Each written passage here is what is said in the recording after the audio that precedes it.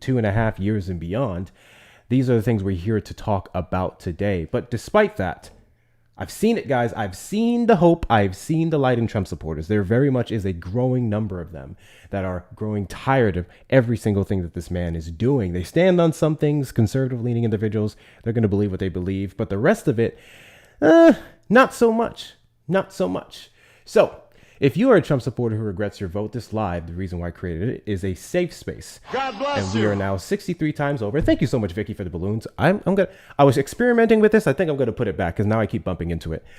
This is a safe space for you Trump supporters to come and express exactly what made you get up off the MAGA plantation. And if you are a Trump supporter who does not regret their vote, you still stand on his policies, you think he's doing an amazing job, you think he would have been infinitely better than previous Madam Vice President Kamala Harris, you may request up in the box. I'll give you several reasons as to why you should. We have our first guest up here. Thomas, did you vote for Trump? Yes. And do you regret your vote? Nope. Interesting. I feel like I can give you several reasons as to why you should. Would you like to hear it, or would you like to open up as to why you're still supporting him? Well, I don't want to hear a lecture. If you want to debate, to have a back and forth. If you want to present something, go ahead, start with number one. I'll explain my position and why I disagree with you. I don't know what about anything I opened up with would allude to a lecture, but sure. We can talk about the fact that Donald Trump seems to have a terrible habit of appointing some of the most mediocre people in high positions of power in several cabinets. We can go from Pete Hegseth to Kash Patel to Pam Bondi to Christy Noem. We know what happened with the last two. So there's that. I'll start with one thing, and then that's it. You are breaking up terribly. A bunch of names against the wall and say that you prove something. You're breaking up terribly. Can you get to an area where you have better service? Hold on. There you go. Should be better now. Yes. Takes like 10 seconds. Yeah. Carry on. Can you hear me now? Mm-hmm. Now just don't mute me, because otherwise I have to get up and I have to go to the window because I put my phone. But I'll try to be respectful. If you don't and thank you for your patience. I never do. We've debated before, so we'll go into why. If you want to start with one person, this is why I don't like this person. You're trying to put a group of people together. I guess Pete Hegseth. You mentioned a few names. Do you want to start with one and why you don't like them? Yeah. Or why you don't like them as a pick? Thank you for following up with the fact that I mentioned a few names and not just one person. But yes, we can narrow it down. Pete Hegseth, particularly. We can talk about his experience in the past. Should have been sufficient enough for his nomination not to ever happen. Allegations of sexual misconduct. His positions on women.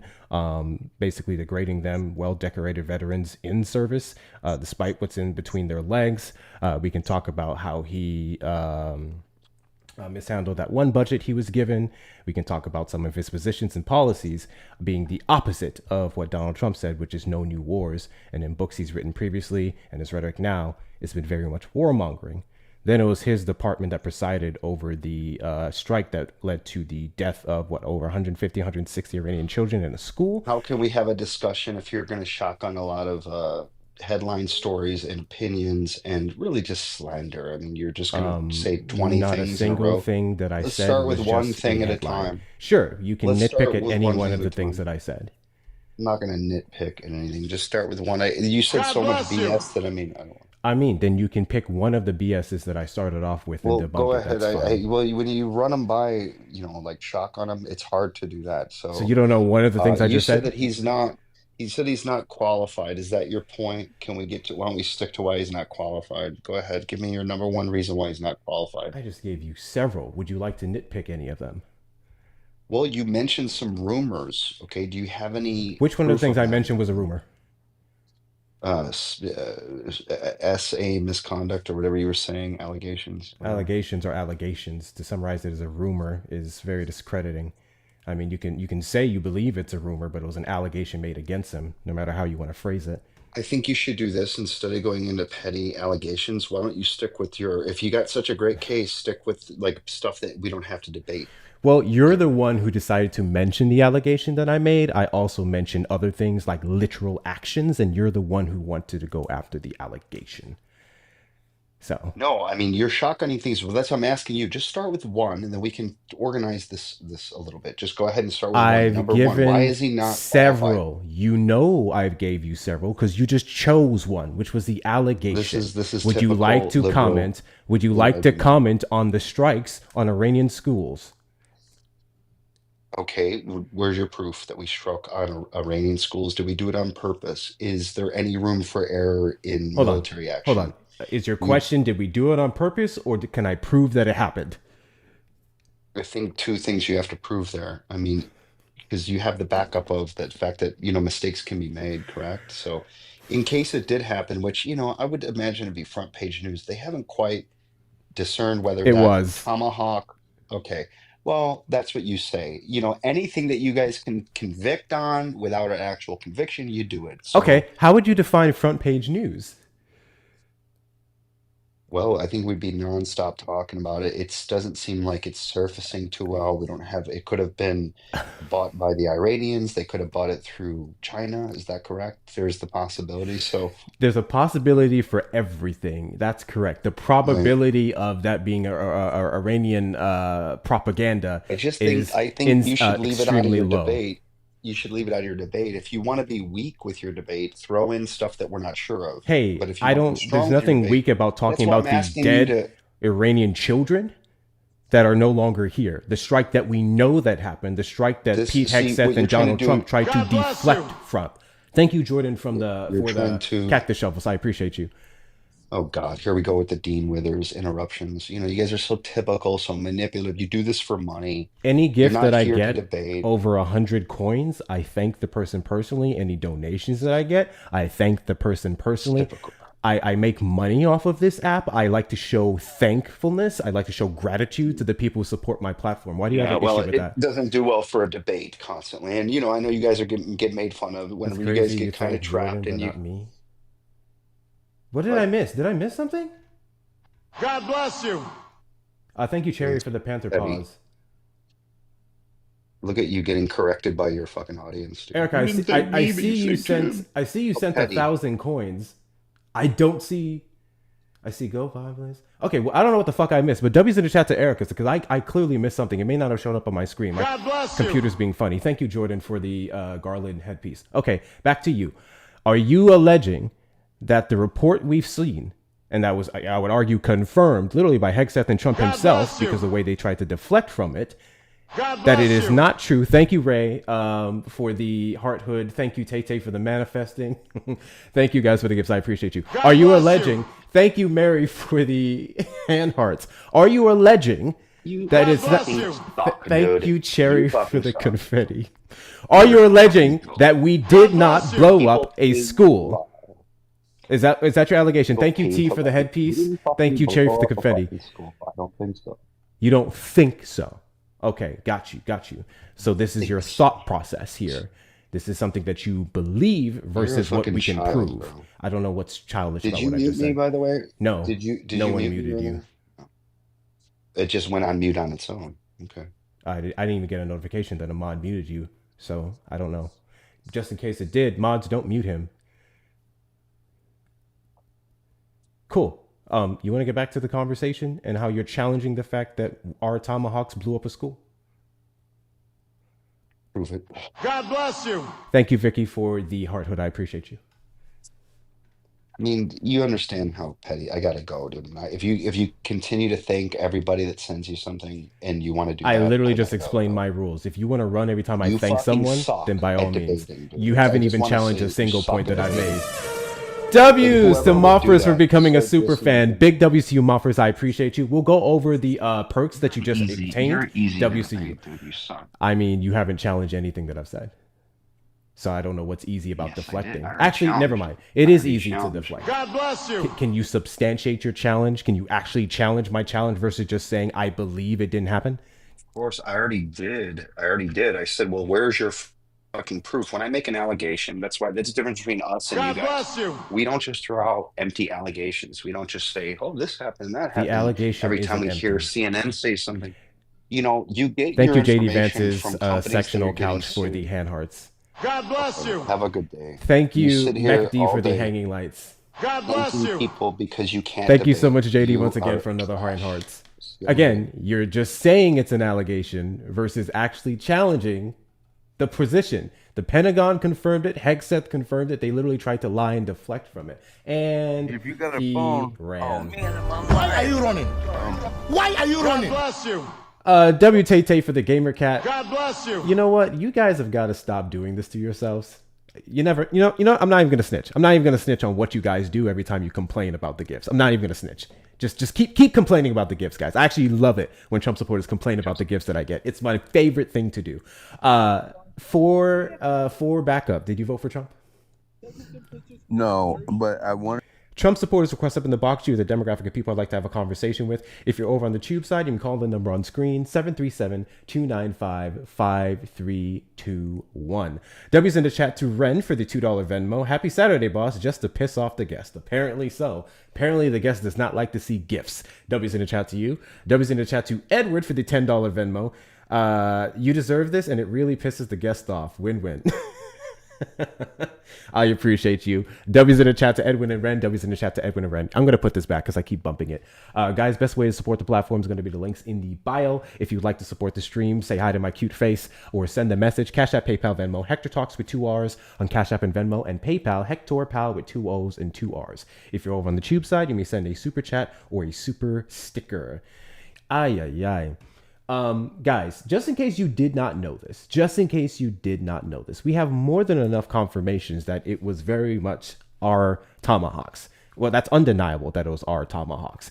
You making the argument that it wasn't us who used the tomahawks for the strike, after it was confirmed that it was us because we were also able to substantiate the fact that we use old intelligence to do it, is insane. Absolutely insane.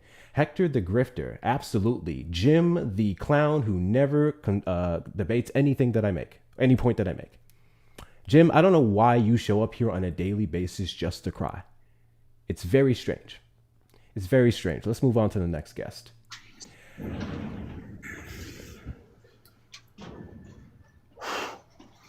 Is there a reason you're breathing so heavy?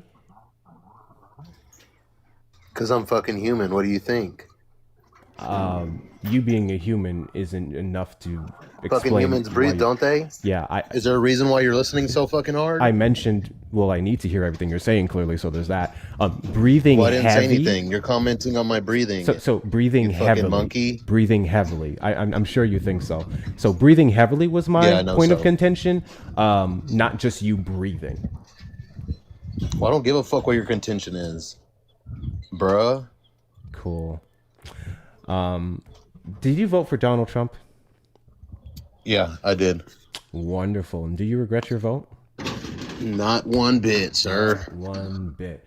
So do you align yourself with Donald Trump and his disregards of black people, calling them and referring to them as monkeys? Or showing them as monkeys? I haven't heard him call any black showing people them monkeys. as monkeys. Showing them as monkeys. Reposting something that someone else made? Oh, do you often repost? Did he make the video? No, he did not make the video. He just reposted it. All right, then. So next point. Oh, wait. Do you think him not making the video excuses it?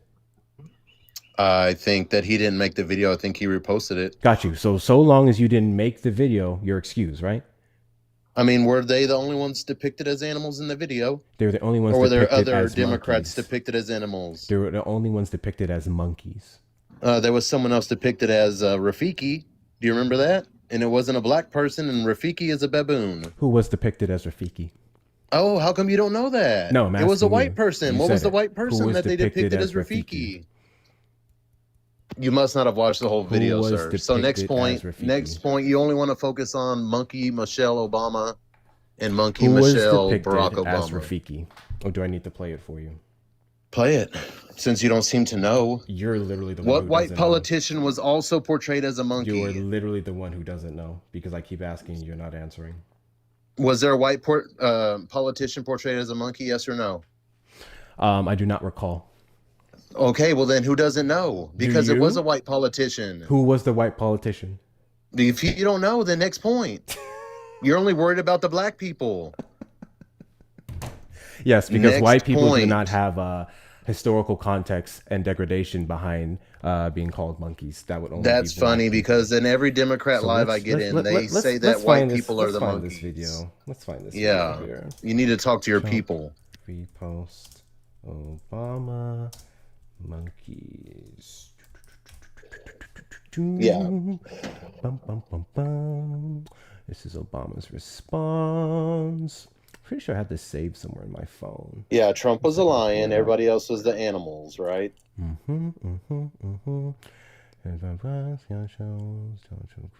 Where's the goddamn post? Why don't you just go to the video? He deleted it. Well, then go somewhere else. Other people reposted No it. I shit, saw it on all kinds Sherlock. of people's. No shit. Hi, Erica. Well, it should be easy for you to find. Hello. Hi. This man is triggered about his breathing. Are you talking about Trump deleted the video, or are you saying that the person who originally posted it deleted it? Trump. Because Trump didn't delete that video. It's still there. Well, no, Trump did delete it. Okay, I'll look. But here's the thing. The thing about all of this is so silly is that he's talking about the actual original video that depicted several different politicians as animals, yet the Obamas were depicted as apes, as monkeys, is what Donald Trump actually showed on that post. So the purpose of arguing who else was depicted as a monkey is actually moot because it's extremely irrelevant because Donald Trump didn't post that part. He only posted the part with the Obamas. That is correct. Which was at the end, right? So at the end of the whole entire video? Did you watch the whole video, by the way? Doubled down on it. Yeah, he's not going to apologize for it. He shouldn't have to apologize for it. The first part, if you ask a question, you would have to allow me to answer it. The first part was about voting machines, all right? And then the Obama part was at the end. So there's that. So your point, again, is moot. It doesn't matter who else was depicted as a monkey because Donald Trump posted the part with the Obamas. Okay, well, still, it was whatever. So you're okay and I'm with about to, that. Yes, I am okay with that. And I'm about to. I'm going to show you how stupid you look even after that, because regardless of what part he posted or anything of that nature, his response to the video is what would definitely solidify his racism, and your justification of that is gross. But anyways, yeah, what is his response? Let's go and do this. Let's go and do this right here. Boom, boom, boom, boom, boom, boom, boom, boom.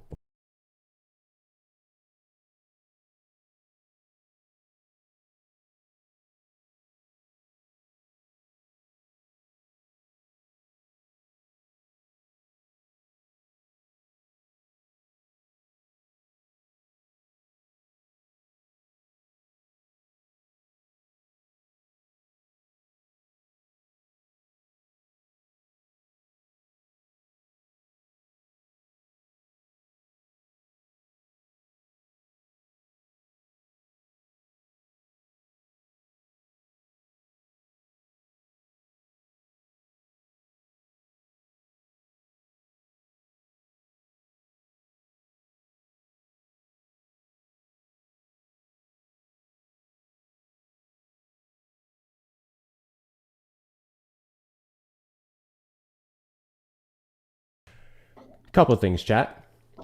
As I stated earlier, I do not recall any other politician that was depicted on Rafiki. The monkey that Joe Biden was on was not Rafiki, but I digress. Joe Biden being on a monkey wouldn't negate the fact that depicting black people as monkeys is racist historically. And to go down that route, Donald Trump's response to that post was not only that he tried to say that he didn't make it and it was at a staffer, but that there was no corrective action taken against that staffer, and then he doubled down and said that it was not racist at all. Which I agree. I know you Next agree, point. because you don't understand racism. Which no, because racism is dead. You just like to hide behind that and to hide your failures. Racism is dead. Who killed it?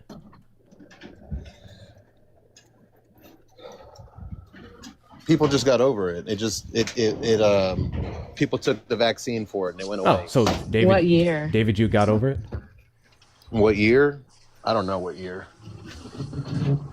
You don't know what year, but you just know that it's dead and people took the vaccine. What year did they take the vaccine? I'm sorry. Wait, there's an anti-racism vaccine? Yes. Yes, there is. Oh, which one is that? It's called anti-racica. Oh, You get it when you're born. I see. Got you. Yeah. Do you have your immunization records from when you got it? Not on me, no sir. Not on you. Got you. Where are they? Somewhere, maybe in my house, Somewhere in your maybe in house. my truck. I don't know. Okay. So cool. I don't, believe rhetoric. So until you find that, you'll be a racist. You're more than welcome to come back and like tell me and show it to me when you get it. Thank you guys for the follows.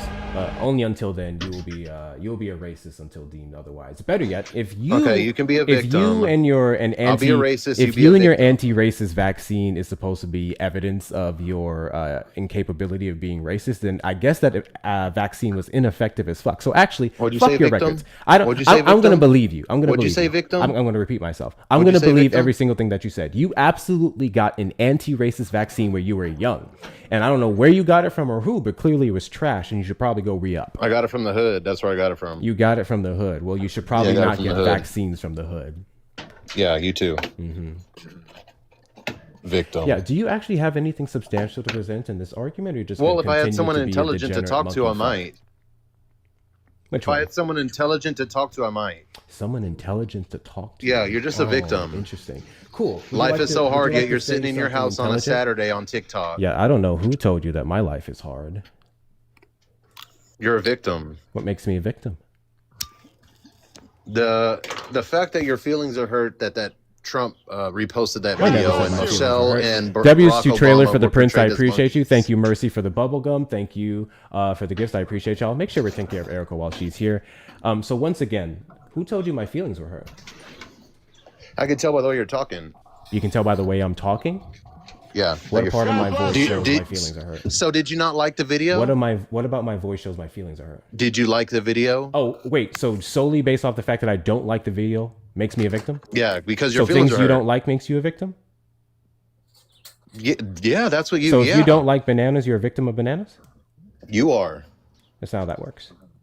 Yes, it is. You're a victim. There's no such thing as racism anymore. Racism is dead. Yeah, racism just like your hairline. Because there are vaccines that was given out in the hood, and that undid it. Well, one, not every single person. Just like your little fairy tale that racism exists. Two, you've shown nothing but racism since you've been up on this panel, so it clearly didn't work very well. Therefore, it's not dead.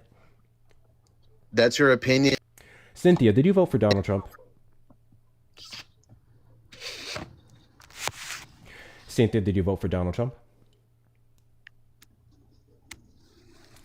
I don't think the victim is asking you a question. Oh, are you the victim? No. Was I asking a question? Yeah, you literally were. With that, then you could wear something comfortable. But you don't know how to dress when you come here. I don't think you meant to come up, so just fix that up. You hear what she said? You don't know how to dress. Up in the box, you're the demographic of people I'd like to have a conversation with. If you're over on the tube side, you can call the number on screen, 737-295-5321. Keepa, did you vote for Donald Trump? Or Kepa? It's Kepa, but nope, I didn't. And I just want to tell... No. Trump supporters and only Trump supporters request up in the box. If you are mutual, I don't want to make this an echo chamber. There's no point in talking to you guys. Tomorrow, we're going to do an I'm a Progressive Ask Me Questions live, and that'll be friendly to everyone. Today, we're not. Just Trump supporters get in the box. So, Krangus, do you know how to do a backflip?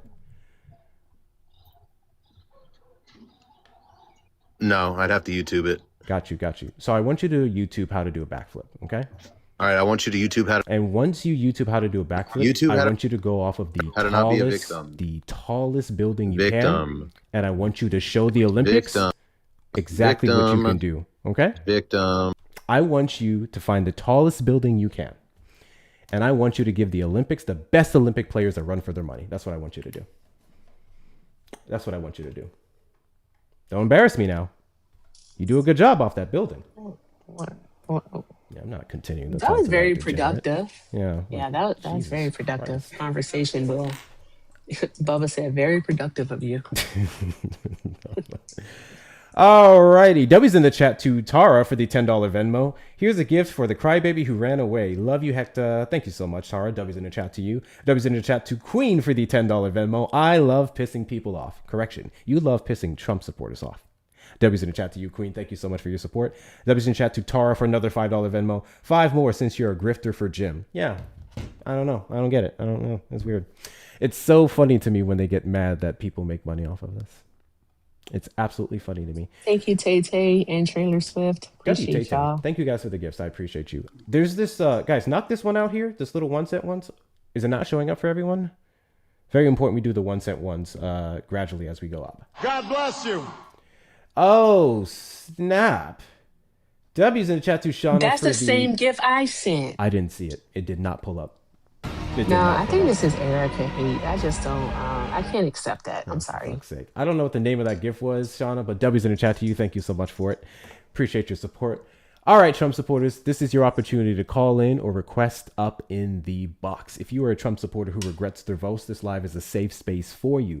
If you are growing more and more dissatisfied with racists on a daily basis coming up on the panel and showing exactly what they voted for, and you would like to separate yourselves from them, then this is your opportunity to shine. You can do so with minimal judgment. Or if you're a Trump supporter who does not regret their vote, you think Trump's doing an amazing job, and you voted for him just to keep the niggas at bay, I guess you can request up in the box as well. We can talk about all the reasons as to why you should regret it. Oh, I didn't set up Xfinity. Why didn't it connect? Hold, please. Why is this not working? It shows that I'm live. It doesn't give me the option to connect. That's weird.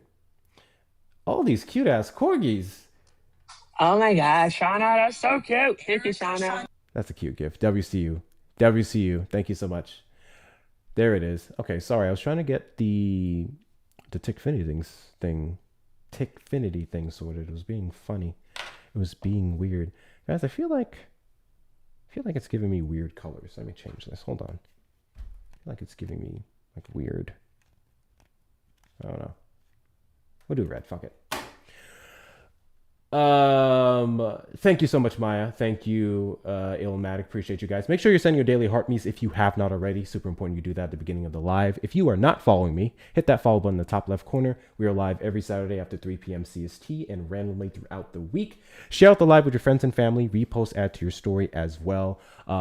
Knock out the 1 cent gift goals, get us boosted out in the FYP. We'll change it to the 5, then the 10s and the 20s, so on and so forth. And of course, check out the links in the bio for the best ways to support the stream. I'm going to go ahead and find that article I was talking about earlier about Mr. Patel, because I think it's funny. I think it's hilarious.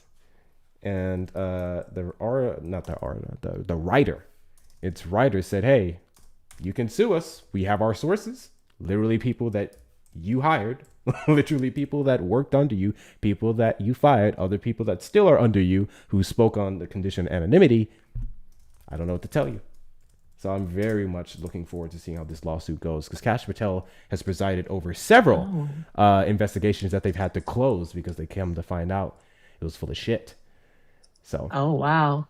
Yeah. So I was about to read that on the Daily Beast about him. Like there was I think you just said, there was a report that came out about him and how he sucks at his job. Mm-hmm. And then he went on a rant about it, and then something about him not being able to log into his computer, so he thought he was fired. It was a whole thing.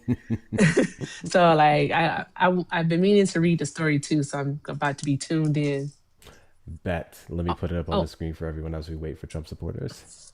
Also, another thing are you doing your YouTube call-in line? Yeah, that's open. Oh, okay. Did you figure out the echo thing on the panel? Okay. We don't. All right. You can't talk to them. I have to get the hardware for it. It's annoying. Let me check to see if I think it is available for Mac. You can use Voice Meter. Is that what you're using? Yeah, and I can show you how to do it now. Okay. Yeah, we can do that because I would like to get. Shout out to Mark. Shout out to Mark. Okay. Mark and Ashley as well. They were doing some pretty helpful things. All right. So this was the article put out by The Atlantic, and this was 2 days ago? No, yesterday.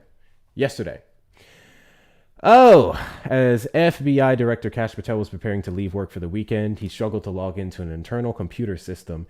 He quickly became convinced that he had been locked out, and he panicked, frantically calling aides and allies to announce that he had been fired by the White House, according to 9 people familiar with this outreach.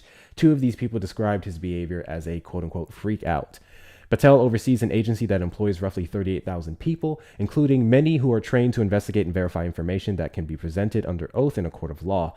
News of his emotional outbursts ricocheted through the bureau, prompting chatter among officials and, in some corners of the building, expressions of relief.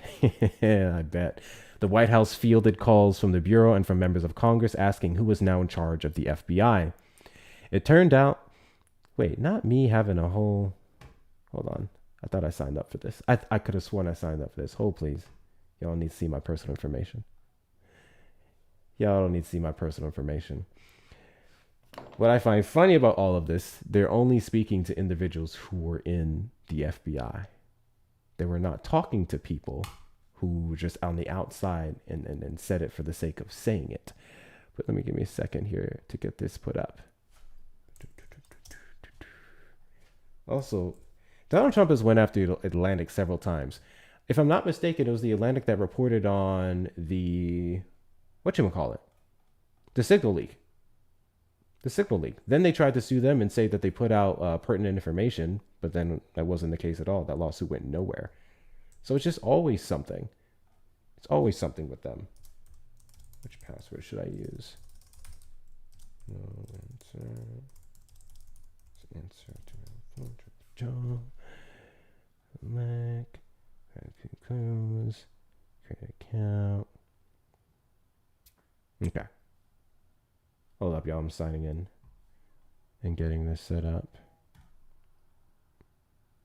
Please verify. Oh my God.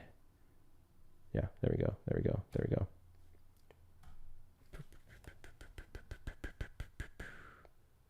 What do you mean by, oh. 210. How do we feel about this angle? I was trying to do something cool and then I was like, I don't like it. I think I'm going to put it back. I still need to raise it higher, but I think I'm going to put it back. I'll ask you guys. Put a 1 in the chat if you like it this way. Put a 2 in the chat if you prefer the previous way. 1 in the chat if you like this way of the mic, this position. Put a 2 in the chat if you prefer it a different way. I'm meh to it. I was trying to get it closer to my face and get more coverage so you can hear me clearer. I don't know if that part's working. It probably sounds the same to you guys. I don't know. I'm getting a lot more 2s. Yeah, I'm getting a lot more 2s. That works. It's settled. No, I don't want to download your stupid app, bro. No. Take me to the article. Thank you. Appreciate that. Jesus Christ. Alrighty, before I get back into this, Trump supporters request up in the box. You're the demographic of people I'd like to have a conversation with. If you're over on the tube side, you can call the number on screen, 737-295-5321. Hold on here.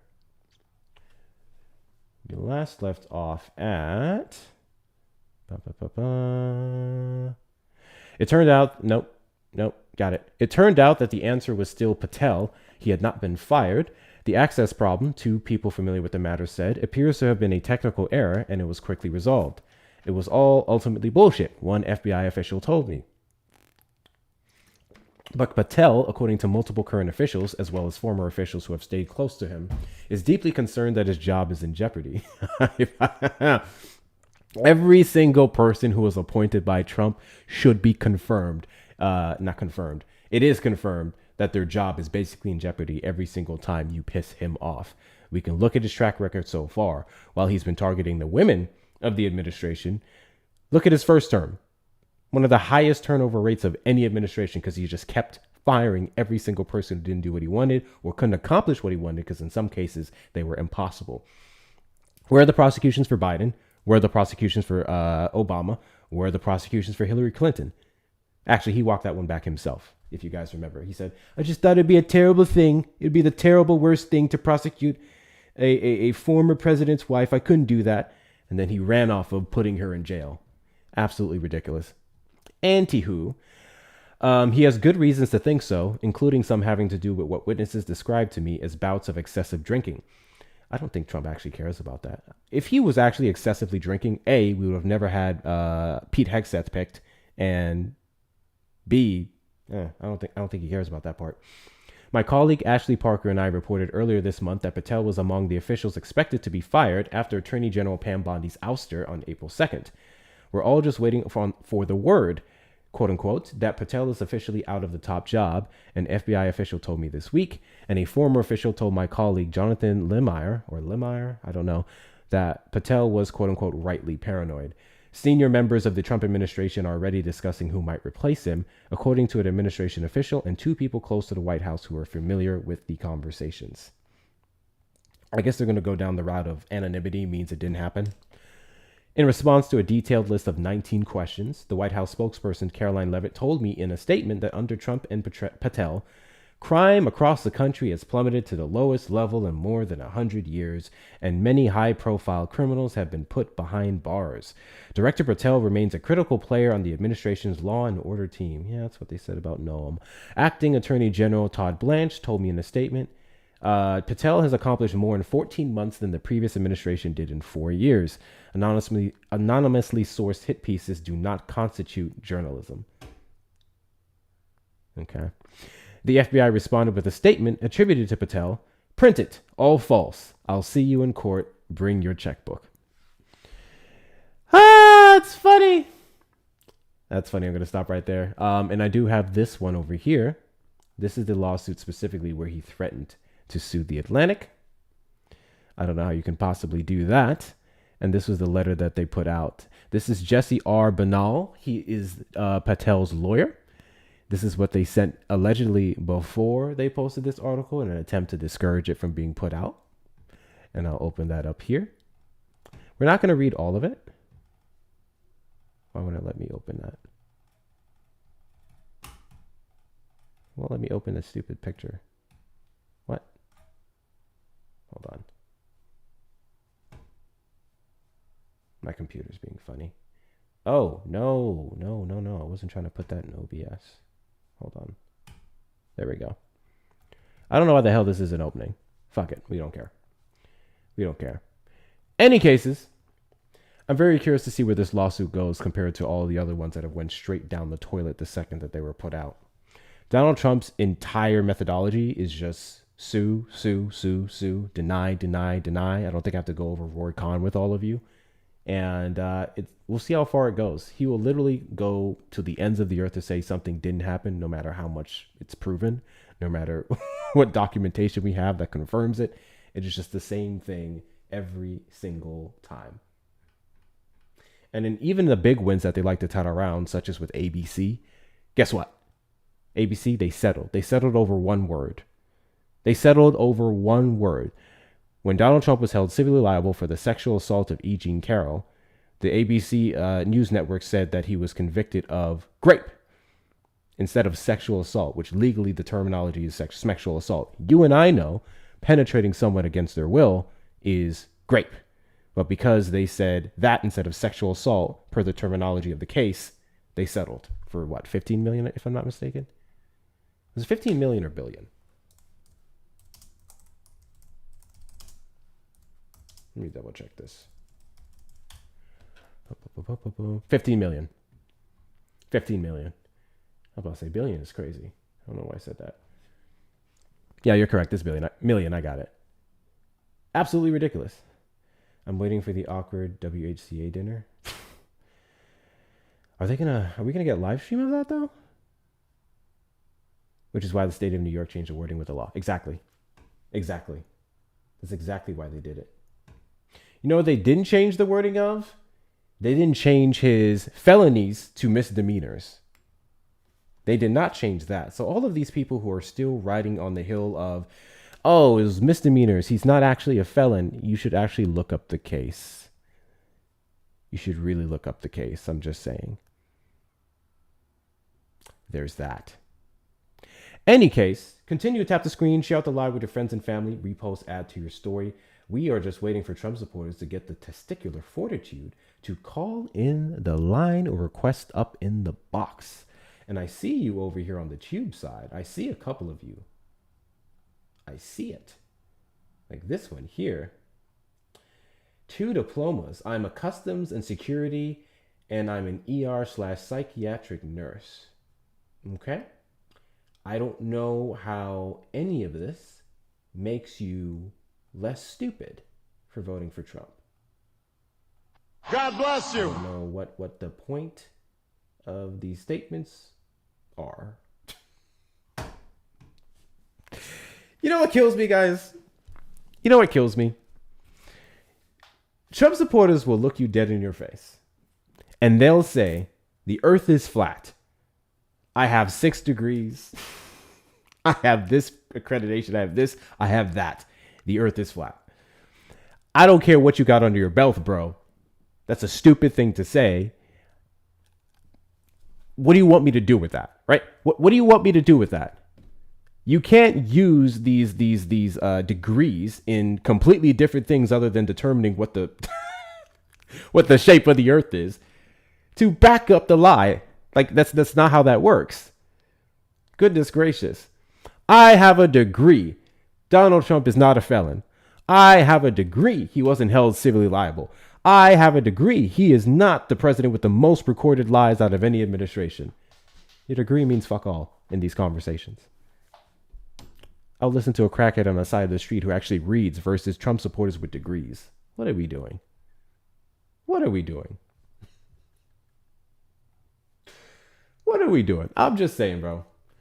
I'm just saying. Let me... Ooh. Where did this go? I have a degree. Dump has 34 felonies. Yeah. Yeah. You have a degree and still can bleed. Literally. Literally. Hold on. Trump.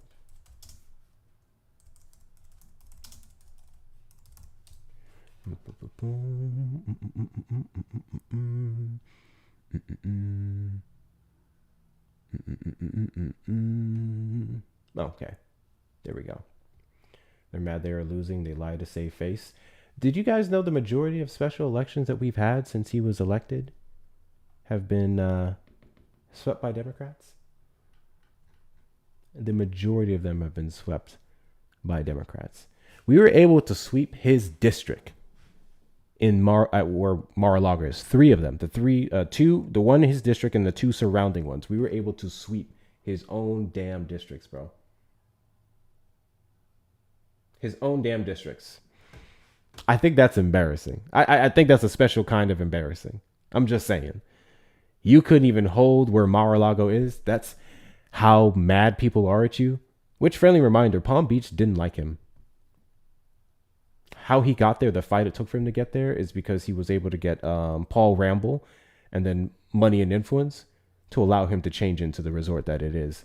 People did not like him. And he ran from New York because New York City did not like him as well. But everyone ignores that. They say he's such a great businessman. He got it to his position screwing over people.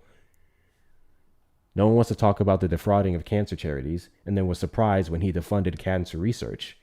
No one wants to talk about that. Then tokenizes a child who had cancer on the stage at the...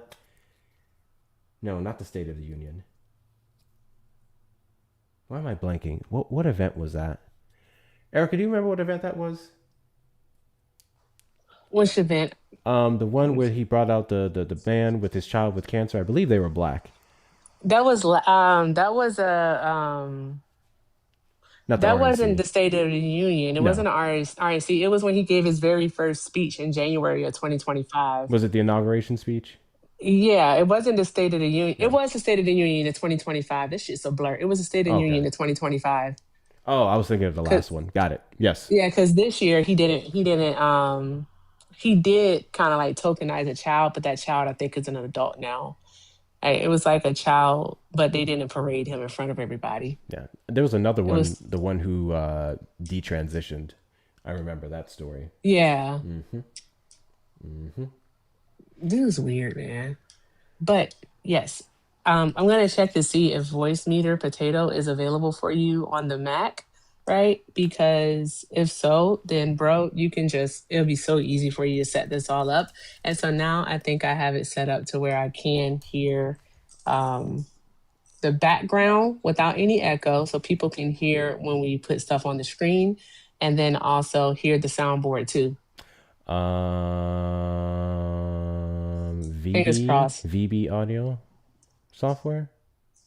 Yeah, voice meter potato is what you want. Yeah, I'm seeing one as early as 2022. This was available. It's called Potato. Yeah, it's voice meter potato. Let me check.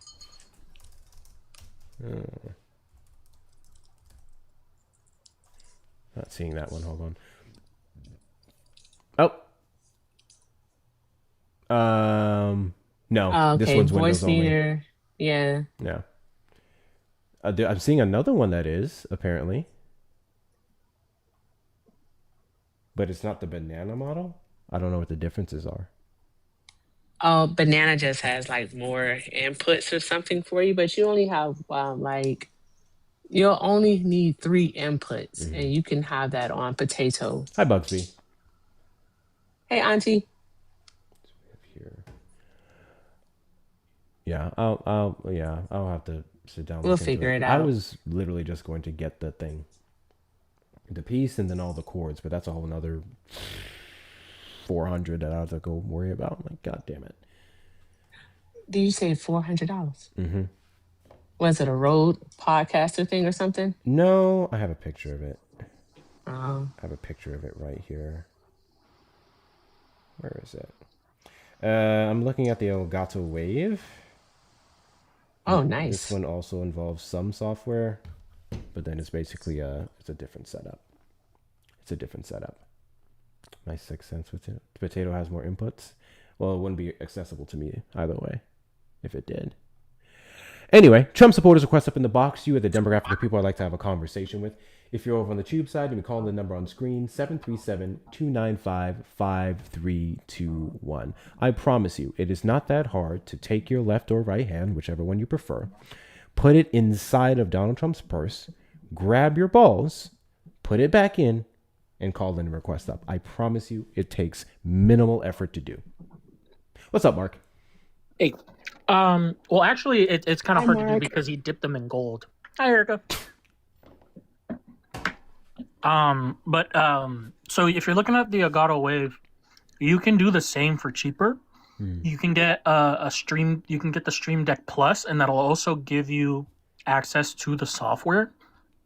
So you'll be able to still route everything and not have to break the bank that hard. Now, if you want like the whole setup, the Elgato Wave, the microphone, and the knobby thing, then yeah, that's the $400. But if you want to save some money, you can just get the Stream Deck Plus. I was gonna say I was intending to keep this mic right here. I'm not gonna worry about a mic right now. Yeah, then look into the Stream Deck Plus because it's cheaper and you'll still be able to do the same thing that you want to do. No. Stream Deck Plus. Okay, I'll have to do that. Appreciate you coming up, man. No problem. W's Mark. Mark is out here. Shout out to Mark. Our unpaid tech intern. He's the best. Oh, so many things Mark helped us set up with, man. Let me tell you how crazy it is. Thank you, Nina, for the Galaxy. WCU, I appreciate you. I don't know what's left in my gift galley.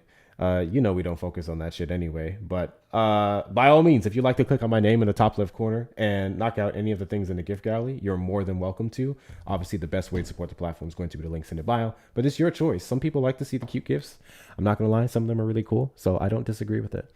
How the fuck did we drop down to C League? Oh, because I didn't go live yesterday.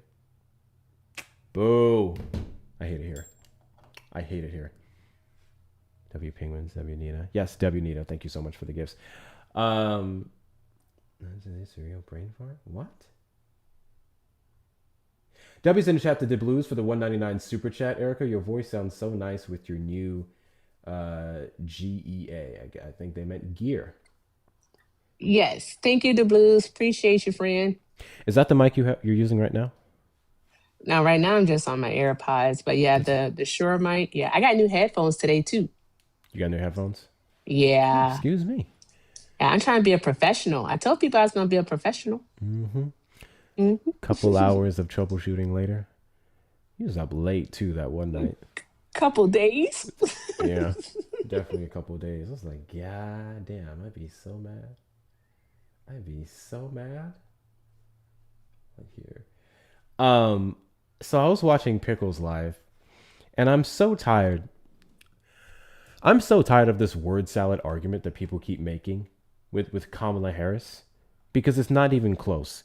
You can take every single rally, which I would say, no, never mind. I wouldn't say that. I wouldn't say Trump has more, or maybe he does because he just goes to random things for no fucking reason. But you can look at every single rally that Kamala Harris has had, every speech, every event, and you can compare them to Donald Trump's, and objectively, Donald Trump is the word salad king. All he does is ramble. He goes to meetings, and no matter if it's a question about immigration, a question about healthcare, a question about childcare, a question about tariffs, a question about foreign relations, he will always somehow add shit unrelated to the question into his answer. Like, you can ask him specifically, and we have the evidence. I always bring up the childcare clip. He was asked about one thing. Somehow the motherfucker got onto tariffs and this and that and the government spending of the Democrats and all this shit. And I had a clip here.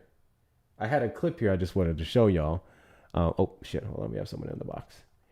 Clip here I wanted to show y'all, bro. Cause I'm nigga. Okay. And what? Nigga. I'm a nigga. Congratulations. Are you a Trump supporter? Nigga. Are you a Trump supporter? Why am I... Nigga, why am I still up? Are you a Trump supporter? Nigga. Oh, you thought like you were just going to offend me and then run? Is that what you thought was going to happen? Yeah, I thought... Are you a Trump supporter? Oh, yeah, I thought you were going to freak out. No, I'm not, but nigga. So you're just a degenerate, regular degenerate? Not a MAGA, brainless degenerate? Okay. Well, congratulations. Nigga. Thank you for showcasing your degeneracy. Don't know what else to tell you there.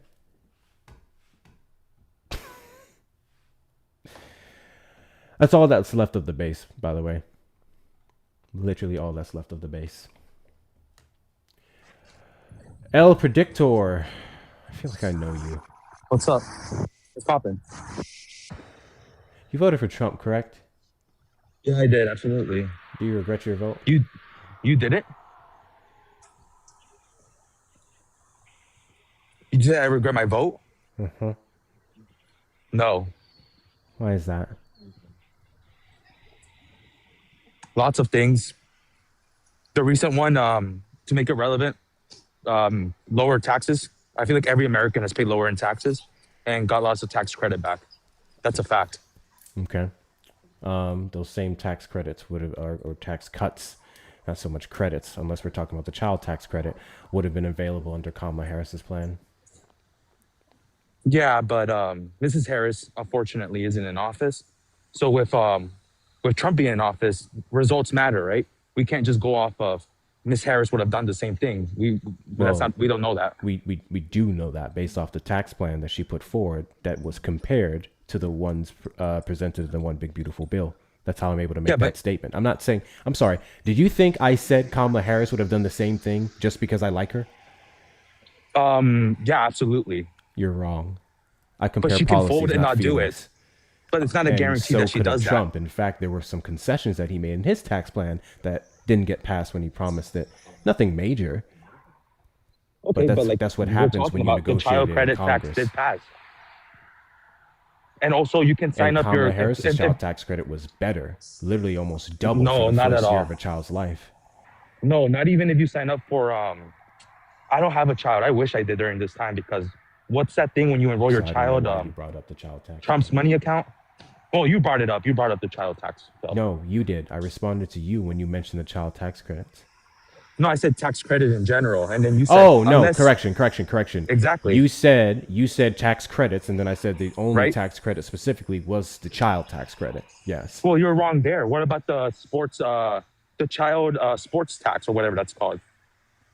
There's So if your child is enrolled in sports or an after-school activity, you're getting some sort of credit for that. That's something. Why? You know how stupid that is? Why? Sports are expensive. Band is expensive. After-school programs are expensive. There's a and bunch also, of it things gives are you expensive. something to do. We're giving people tax credits who have the ability to put their kids in sports when there's so many different scholarships and programs available, and then we're not replacing that revenue with anything else substantial. Why are we giving parents tax credits just because their kids play sports? I think you're bad at sports. You're just focused on sports. It's for band. I'm focused on the thing that you mentioned. So you said, now you're saying it's more than sports. Yeah, I said after school activities. I said band. Okay. I didn't just say sports. What other ones are involved in this? I said band. I said arts. Anything that needs you. Anything that look it up. Anything that's an after school program and you have to pay out of pocket. Sports one is just the easiest one and the most expensive one. That's why.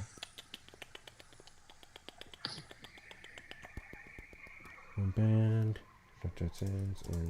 And everyone do your taxes this season. Don't skip it.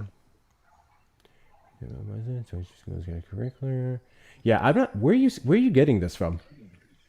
Where am I getting this from? What do you mean by that? Yeah, like you want in the one big beautiful bill. Where is this tax credit for kids in band?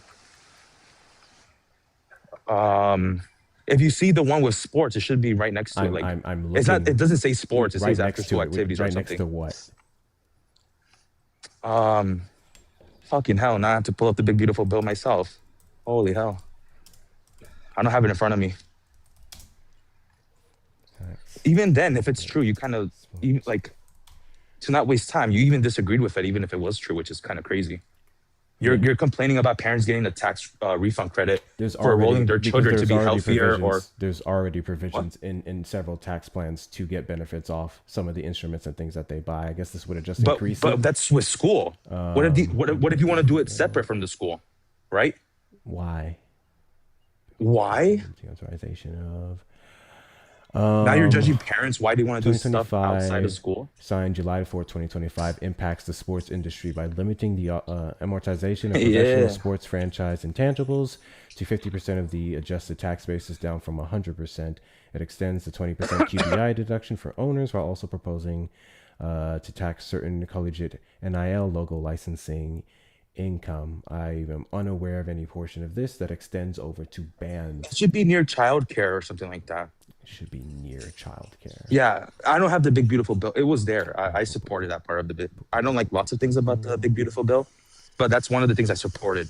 Trump is a huge fan of sports, and I just love that. Especially with our obese rate in this country, I think it's good that kids are active.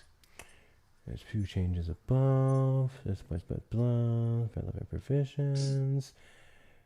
Few proposed changes. And wait, from what I'm reading here, this was May the 15th.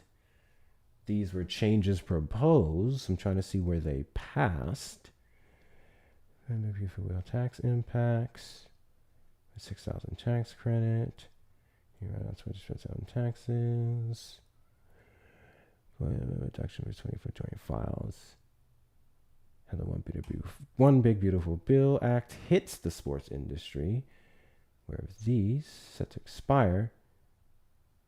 Yeah, dude, I don't know what you're talking about. I'm looking here. Unless there's something I'm missing. Did he run? He did. He ran. Who knows why? It was a silly argument. That's the same guy. Why are you running? Why are you spoke running? about the hypothetical credit that Donald Trump would do for sports, and we found out that it was in Canada, something that they were doing in Canada. That conversation was sounding very familiar. Yeah, it's just stupid. It's so stupid. Because I remember Donald Trump proposed it, and what I was looking for specifically is where he said it would have had to have extended to the ban. So I'm like, okay, so this would have been some kind of school tax credit that could have went into those departments. I still have yet to find it. Yeah, because these are just regular deductions here. And some of these were already available beforehand. But this one is, yeah, see? The One Big Beautiful Bill did not change the existing tax exemption for municipal bonds used to finance sports stadiums. This did allow fitness expenses and membership fees. So if you're like in one of those clubs for training, you could qualify it as a medical expense. And you only get reimbursed through an HSA though. Maximum $500. That's what I'm seeing. So no, this guy was full of shit. It didn't happen. It was just proposed, and I'm glad it didn't happen. Guys, here's a tough conversation we need to have. Tax cuts are cool. We don't need no more. Tax cuts are cool. We don't need any more. We are $39 trillion in debt. We really got to stop running off of giving tax breaks, because it's not even credits, but yeah, to some degree, both, to just anybody and everybody. It's not feasible, not fiscally. So there's that. I talked about Hakeem Jeffries talking about another cut, and I was just like, dude, no, absolutely not. I think we should have the ones that incentivize production, incentivize the working class, benefits for those corporations who protect our healthcare. Sure, yeah. But that's it needs to stop. We are getting cooked. The more tax cuts we keep giving. W's to Zohran Mamdani, by the way. Have you guys seen what he did in New York recently? What do you do? Let me go find the specific wording for the rich tax. Let me double check it. So I don't want to misquote anything.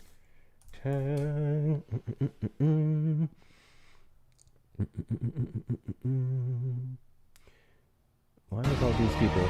Thank you guys for the follows. I appreciate you. Zohran Mamdani is still getting paid from his rap career. Why the fuck is this news? Why the fuck is this news? Also, I'm not gonna lie, I watched one or two of his old music videos. He was doing his thing. He was doing his thing. But maybe he makes a better mayor. Maybe he makes a better mayor. And I'm not going to pronounce this correctly. So I'm talking about the pied et terre. Never mind. I'm going to figure out how to pronounce this. Give me a second. Give me a second to figure out how to pronounce this. Pronunciation. How to pronounce it. I have the video here. Let me get through this ad.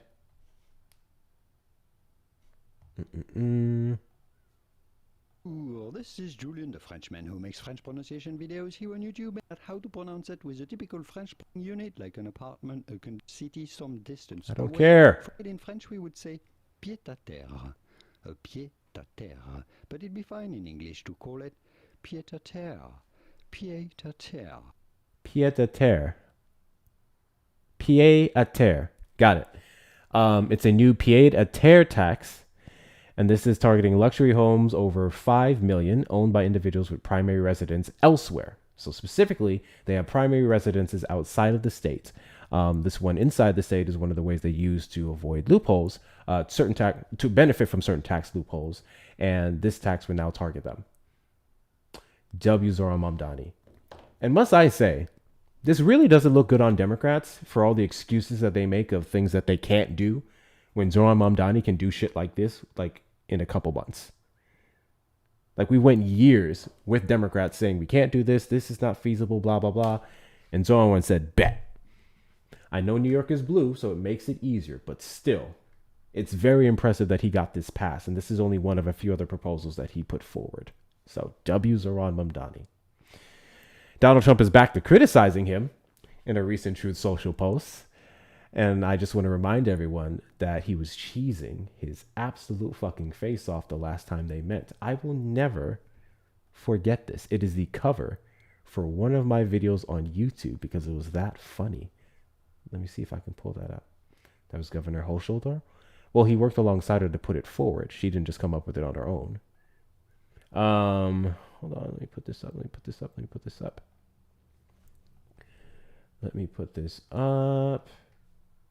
If I can find it. What date was that? When did he first meet Zohran? Was it December or January? No, it was after his thing. He was elected in November, so it was like November, December. I think it was December. Let me see if I can find it here. So this was October.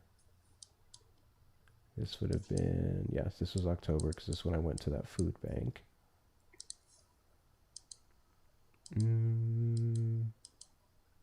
Here it is. You guys remember this?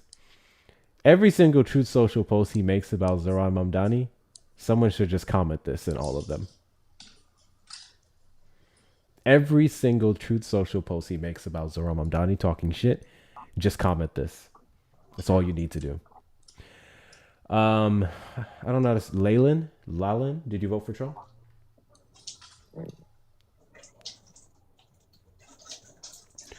Lalin, did you vote for Trump? I don't think Lalin meant to request that. But yeah, there we go. There we go. Trump supporters request up in the box. You're the demographic of people I like to have a conversation with. If you're over on the tube side and we call the number on screen, 737-295-5321. Oh, we're going to have fun here. We're going to have fun here. Tama Keen, whatever you call yourself. How you doing today, man? All right. You? I'm doing all right, man. I'm doing all right. I had a question for you. Did you post a video recently with me in it?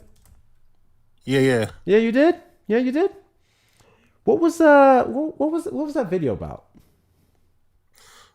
Why are you laughing? It's a serious issue. By 2070, there's no oil in the world. Again, why were you? What were you? No, I'm not active on TikTok. What was the point of the video? Once in a while. What was the point of the video? Huh? What was the point of the video? I'll post one video once in a while. I'm gonna take it down anyway, so it doesn't matter. I mean, I don't know why you're taking it down, nor did I ask you about that. I asked you what was the point of you putting it up. Well, just for content. Just for content. Okay, so you just posted it for shits and giggles. There was no reason that you posted it. You just wanted to post it just because. Yeah. Oh, okay. So chat, do me a favor, right? I want you guys to explore with me the reasons why Tom McKean would have posted this clip that we're about to show you, okay? Is it reason A, he thought he looked good?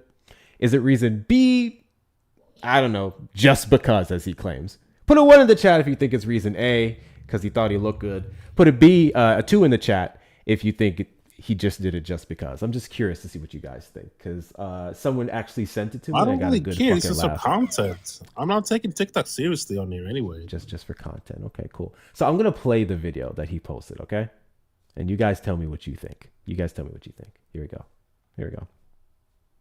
Sports stream, you may do it that way. So if you like the sports stream, you may do it that way, and obviously hit that follow button. Yeah. Hello. Keen, did you vote for Trump? Yep. And do you regret your vote? Hell no. Why is that? Because he plays chess, 4D chess. He's 10 steps ahead, and I can prove it to you. He plays 10 steps ahead, right? So my theory is that by 2070, oil will run out, right? You could search it, and it's gonna show facts and sources. Oil will run out, so that's why Trump is taking the oil from Venezuela and Iran. So he wants to secure America's future. So that's why he's 10 steps ahead. Sources prove that God bless you. Is a finite resource. No. I said you can find sources, and if you know what Google finite it, means. It's ending, right? Okay. So I literally said what you said differently. Sources show that oil is a finite resource. Hence why, according to you, Trump invaded Venezuela and is trying to get oil from other places as well, correct? Yep. Okay. You know why I don't disagree with that? Uh-huh. Do you want to know why? Why? Because it's fucking science. Literally the basis of those of us on the left and the Democrats' positions on reducing greenhouse gas emissions, on investing more in renewable energy, such as wind power, which now covers 30% of Texas. Texas understands that assignment at least, and then Donald Trump says it's killing whales and birds. even touching and dabbling into nuclear energy. So you like to support the stream, you may do it that way. And obviously, why would you post that, bro? I don't really care. It's for content. Doesn't makes people look bad. I don't give a shit. Like, I don't care. Are you trying to get into content more? Are you trying to be a content creator? Not really. I'm gonna delete it by like end of this by tonight. Then, like so you're just posting. I don't have a lot of shit posted anyway, but I want to talk about Justice Thomas. What he said. Did you know what he said?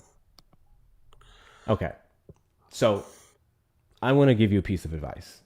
Since you're posting content, doing whatever, delete that. You should delete that. Ideally, when you want to post videos of you on panels talking to other creators, you want to look good. Okay? Your argument was already bad and it supported Democrats. Okay? You posting it for the 130 viewers that saw it is no good. I would strongly suggest you delete it. Just an idea. Do what you want to, though. I don't really care. Yeah, it is what it is. I don't care. Okay. Got you. Alrighty, buddy. What's your argument today? So did you see what Justice Thomas said? He said progressivism is regressive. Ha ha. So he gave you all a black eye to liberals. You gonna run now? Yeah. Yeah, I saw you do this on Pickle's panel earlier, or whoever's panel you were on. But it's true or no? So what do you think? Like, that is so strange. Are you up here making an argument that because a Supreme Court justice said something, it is true? Well, he's a Republican and what do you call it? A high educational level judge, right? So I'm so glad you brought up education. We actually just went over this earlier.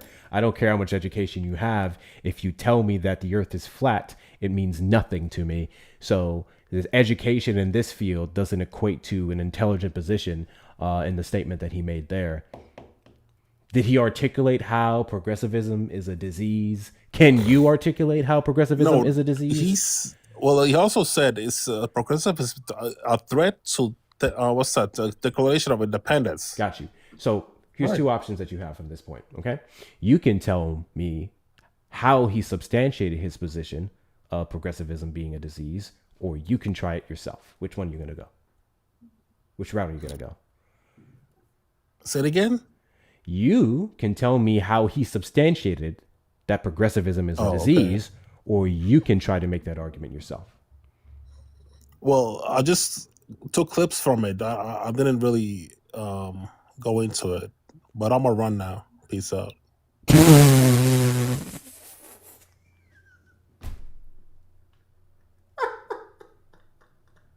Did he just say that he was just gonna run? Did he just say that? No, this is strange. Very strange.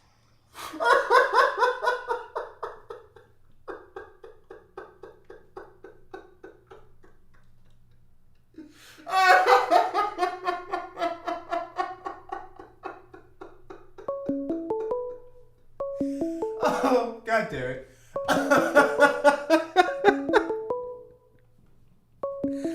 Oh, shit. From William. William, you're on the line. Did you vote for Trump? Yeah. And do you regret your vote? No. Why is that? Why is that? Okay, friend, I'm gonna drop. I messaged you. Okay, later. Oh, shit. Okay.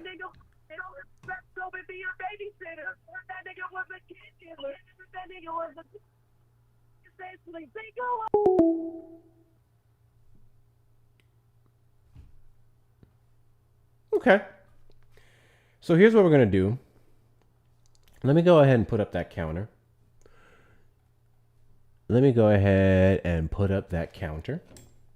Okay. This is going to be the MAGA counter for the day. Hector. 3. MAGA. 0. What color should I put it? I'm gonna put it in a nice gold. A nice gold. Hector 3. MAGA 0.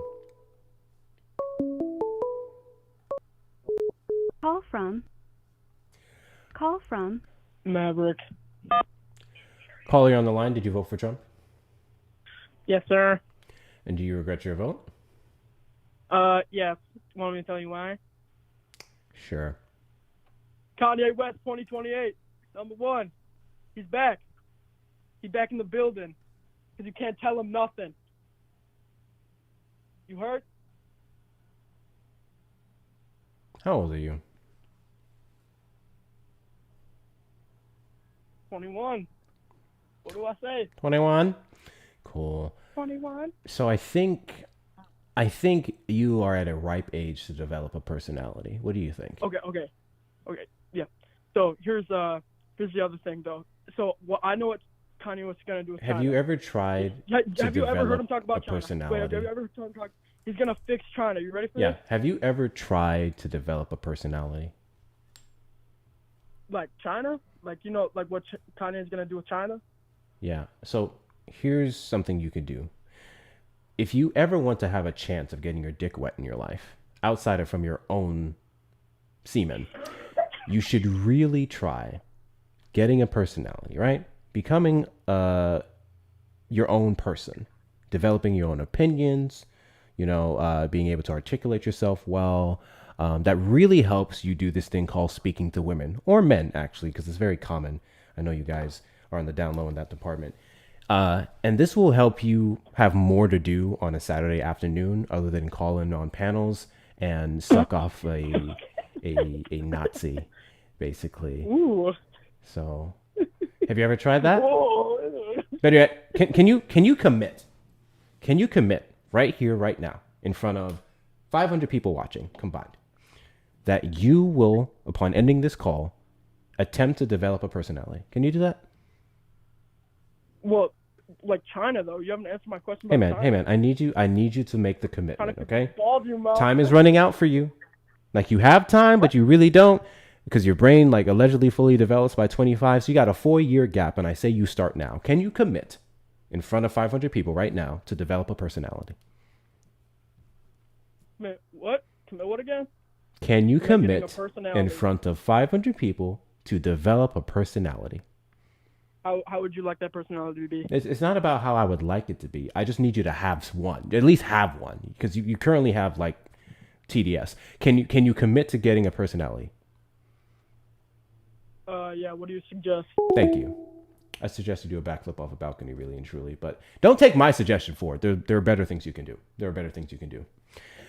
Trump supporters request up in the box. You're the demographic of people I'd like to have a conversation with. If you're over on the tube side, you can call the number on screen, 737-295-5321. If you have an IQ above room temperature and an argument better than Kanye West and calling me a nigga, you are the demographic of people I'd like to have a conversation with. I promise you, it's not that hard. It's not that hard. Anyway, we'll add that to the counter. Hector 4, MAGA 0. I don't know why you guys like handing us W's. Isn't that strange?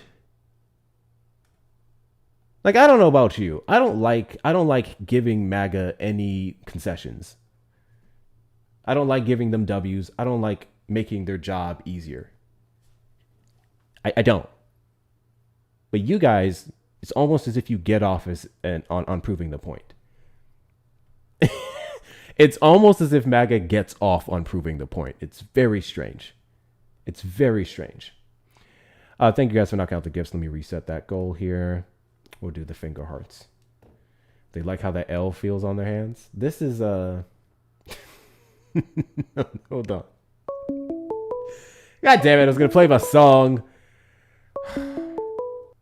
Call from. Cool. This unknown number keeps calling in, so until you say who you are and unblock that number, I'm going to assume you're the same person, and I will not be answering that call. We're looking for actual conversations here. In fact, we may have to do a restart. Guys, we're going on an hour and a half of being live, and we are only just now getting to 100,000 likes. Double tap that screen.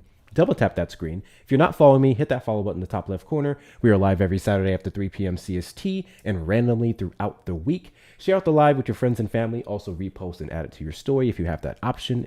It's not available for everyone. I've noticed it's actually pretty strange. I know you have, Shauna. I know you have. It's algorithm strange today. Send your daily heart meets if you haven't already. That also helps. Knock out the little finger heart goals. We have 98 or more of those to go. And of course, the best way to support the platform is going to be the links in the bio. Whether you'd like to join the Discord community, we're over 700 members strong. Getting yourself some merchandise off the merch shop at hectorshops.com with 2 R's. Yes, we got the username, hectorshops.com with 2 R's. Or donating directly to the links in the bio, whether it be Cash App, PayPal, Venmo. If you want to say hi to my cute face, send a message, or support the stream, you may do so on Cash App and Venmo, Hector Talks with 2 R's, or PayPal, HectorPal with 2 O's and 2 R's. If you're over on the Tube side, you may send a super chat or a super sticker. I'm an American and I support Iran. I don't know about supporting Iran. It's not so much supporting Iran for me versus just being anti-American imperialism. Like when they hear us talk about the deal we should have been able to make with them, condemning the strikes, everyone just goes to, so you're a pro Ayatollah terrorist supporter. No, I'm just pro not getting blown up in a nuclear war. I am pro us minding our business, us being America first, and that would have required leaving Iran the fuck alone. So he ran off of America first and then started going and fucking around in every other damn nation that wasn't America. On top of making it worse here, domestically. So it's just, why? Why are we doing this? Because I voted for his policies, not him as a person. Hey, XOXO Maxine. And I'm going to assume based off your username that you are a Trump supporting woman. I want to let you know something, okay? It's very rare. It's extremely rare that we get a Trump supporting woman to call in the stream.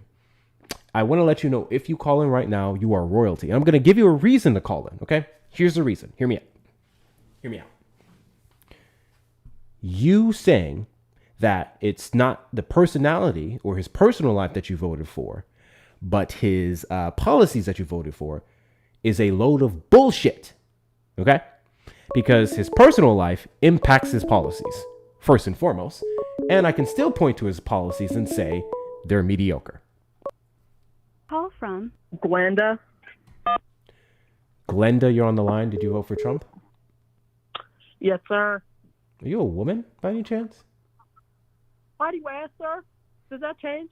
Does that change anything, sir? If I'm a woman? It does, actually. What? Yeah. What does that change? Wait, hold on. Tell me what that changed. Tell me what that changed. It changes how I talk to you. Would you like to know why? What? You want my number or something? What? Absolutely not. All right. How old are you? 56. When were you born? Oh, man, I'm That's sorry. what I thought.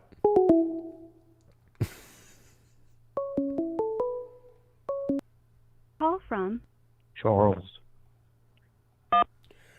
Charles, you're on the line. Did you vote for Trump? I did. And do you regret your vote? No. Why is that? Because he's doing what I wanted. Have you nothing better to do than do these pathetic trolls? I'm not trying to troll. He's done what I wanted. What did you want? Go ahead and slur. I wanted the economy to grow, and he grew the economy by 4%. And like, I think 4%, it's a lot, and yeah. What metrics of the economy grew? What metrics of the economy? The economy as a whole. What specific metrics of the economy grew? The economy as a whole. Does employment reflect a growing economy? Yes or no?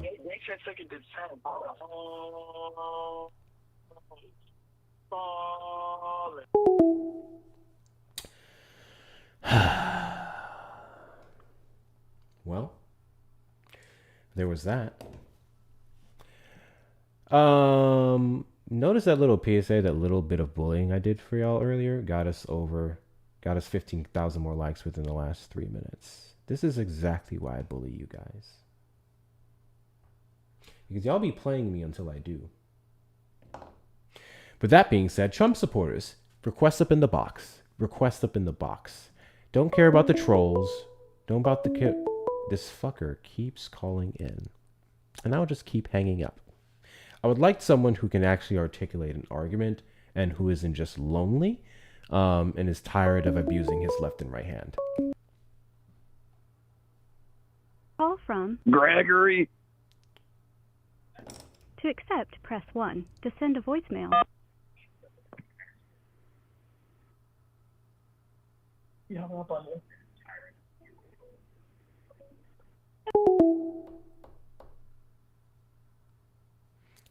Heard him and his friend in the background. They were literally about to troll. You can't block unknown numbers.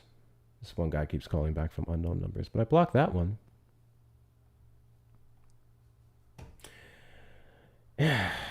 Anyways. Probably about to do a restart in a bit. Because I have only been live for an hour and a half. Literally plan to run this for another 2 hours. But we're getting a very weird batch today. Call from John Rogers. Trump supporters request up in the box. You, the demographic of people I'd like to have a conversation with. If you're over on the tube side, you may call the number on screen, 737-295-5321. Yo. Still tipping. Did you vote for Trump? No, I did not. Ah. But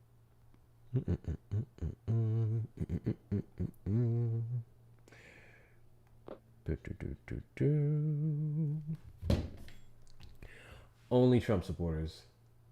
Hey, if I want to call in, how do I? Maxine, I'm going to assume that you're asking that question genuinely, and I'm going to answer it. So over on the YouTube side, if you look above my head, you're going to see this icon right here that says Trump supporters regret your vote. If you go right here, you're going to see a number that you can call in. And it says 737-295-5321. It's right here. I said YouTube, guys. It's not on the TikTok side. It's right here. That is the number you can use to call in. Call from John Marston.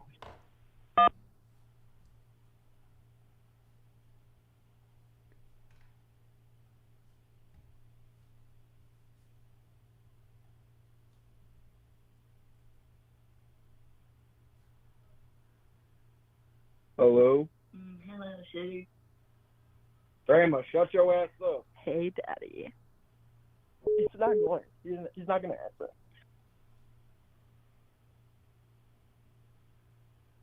I don't think he's going to answer.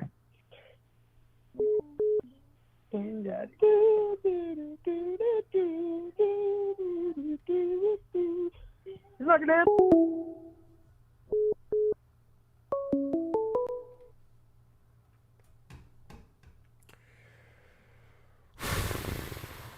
White people, we need to have a conversation. We need to have a conversation about y'all's kids. In fact, let's hash it out right now. Call from Maxine. To accept, press 1. To send a voicemail, press 2.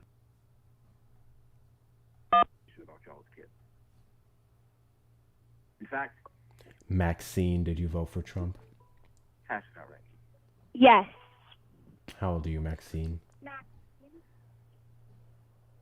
To accept, press 1. Send a voicemail, press 2. Maxine is a fetus. I think I'm about to turn off the phone line. Let's do this.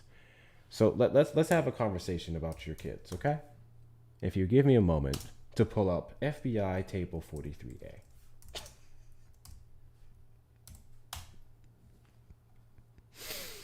So, white people, let's talk.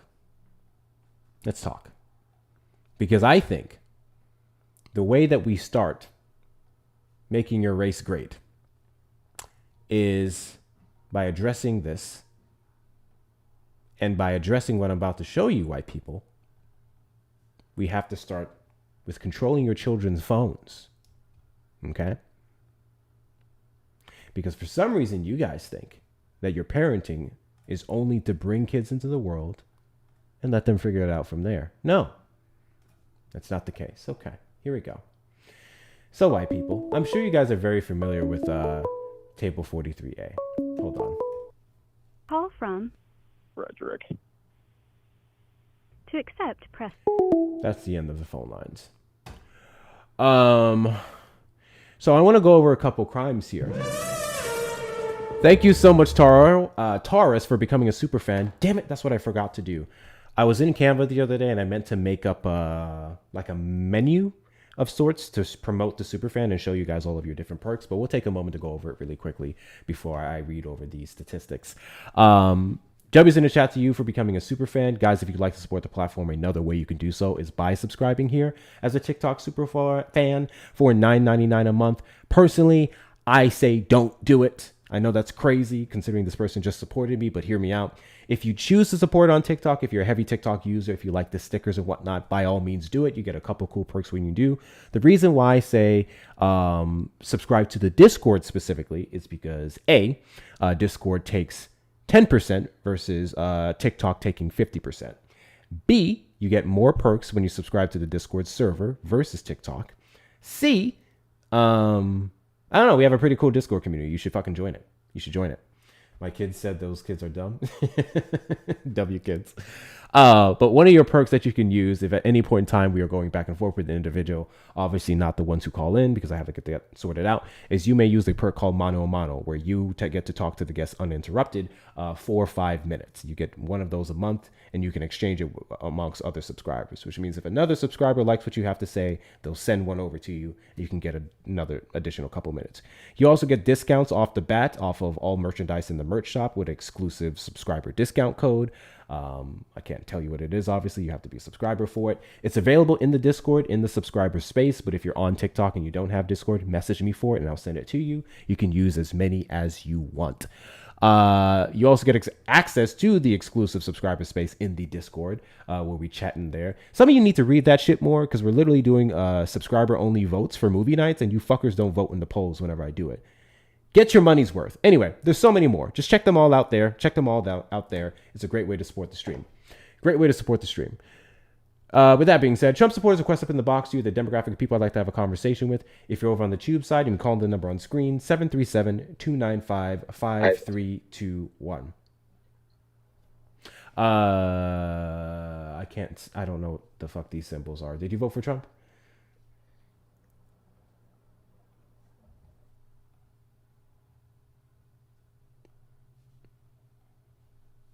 Did they? Oh, they're gone. Okay. All right, cool. So let's go over these. And these would be the arrests for several different crimes here. Okay. Let's start with grape. Accident. Got you. Let's start with grape here. Okay. We already know 1350 when it comes to murder and non-negligent manslaughter. Let's start with grape. White people, 69.8%. The black or African American, 26.7%. Robbery. Ooh, we have a winner. 44.7%, and black people make 52.7% of it. What I find funny is the difference between robbery and burglary. Really quickly, chat. Do we know the difference between robbery and burglary? I'm about to prove a point. Do we know the difference between robbery and burglary? I want to see. I want to see. I know I have an educated chat here. Bam, bam, bam, bam. There you go, Julia. Violence. One is with a weapon. So black people may take some stuff as reflected in these statistics, and they just take it because of needs, because of wants, whatever the case may be. But if you scroll down to burglary, 68.2% white, 28.8% black. White people, when they take your shit, they put a gun to your head. Crazy. I am no longer answering unknown numbers, so you can keep calling. I will not answer. You ruined your privileges. Aggravated assault, 61.8% white, 33.2% black. Larceny theft, 66.3% white, 30.2% black.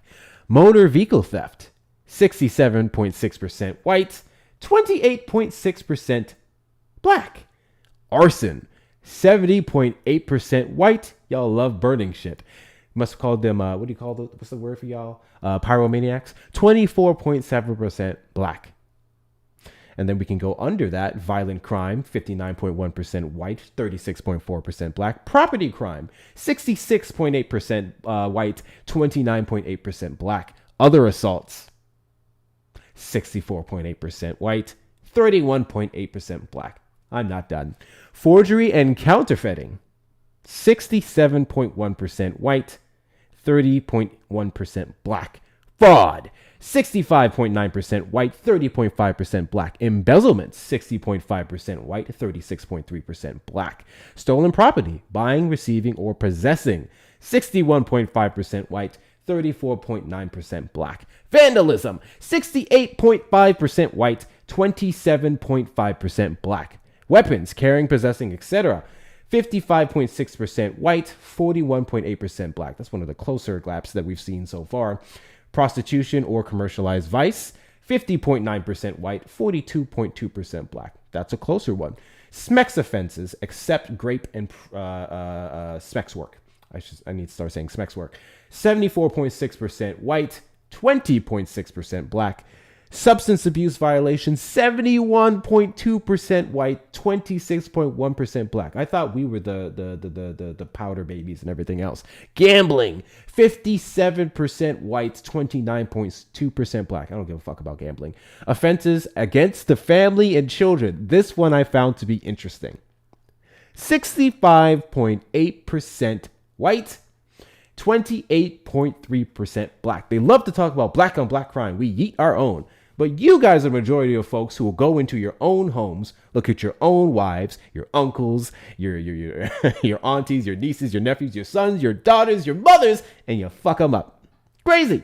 Driving under the influence, 81.5% white, 14.1% black. You motherfuckers just can't stop sipping the juice and getting on the wheels, which is responsible for a large portion of killings in the United States on traffic. Crazy, right? Liquor laws.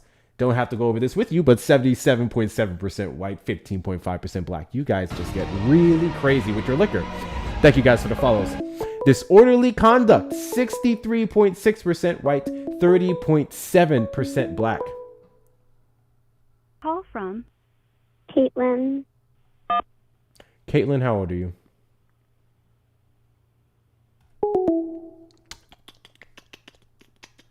We went over drunkenness, 75.6% white, 14.8% black. Disorderly conduct, 63.6% white, 30.7% black. Vagrancy, 67.5% white, 28.2% black.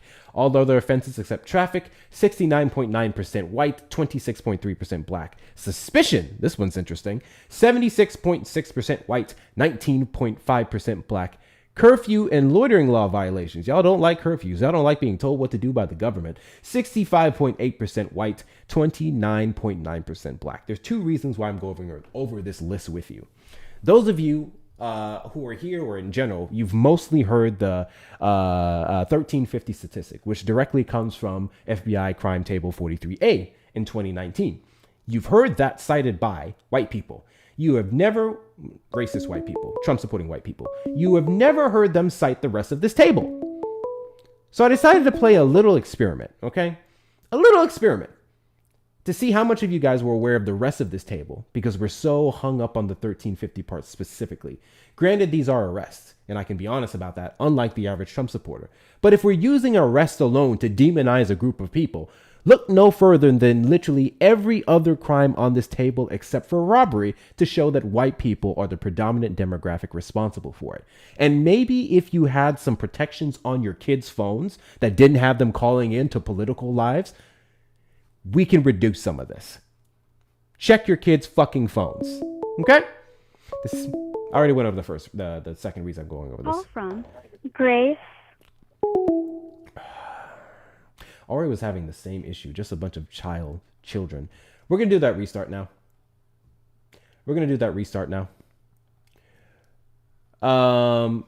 Those of you who may be coming back, we'll be back in literally 60 seconds. Go to my profile, watch my latest video. It's pinned. Watch my latest video, It is the last live clip that we did, which is now well over 100,000 views on YouTube. No, not YouTube. Instagram and TikTok. So W both those algorithms. I did not expect the TikTok one to catch up, but people really liked it. It was cool. Hold on. Where's the call? What? What? So 1350 is supposed to be violent crime. Do me a favor. Just click on violent crime.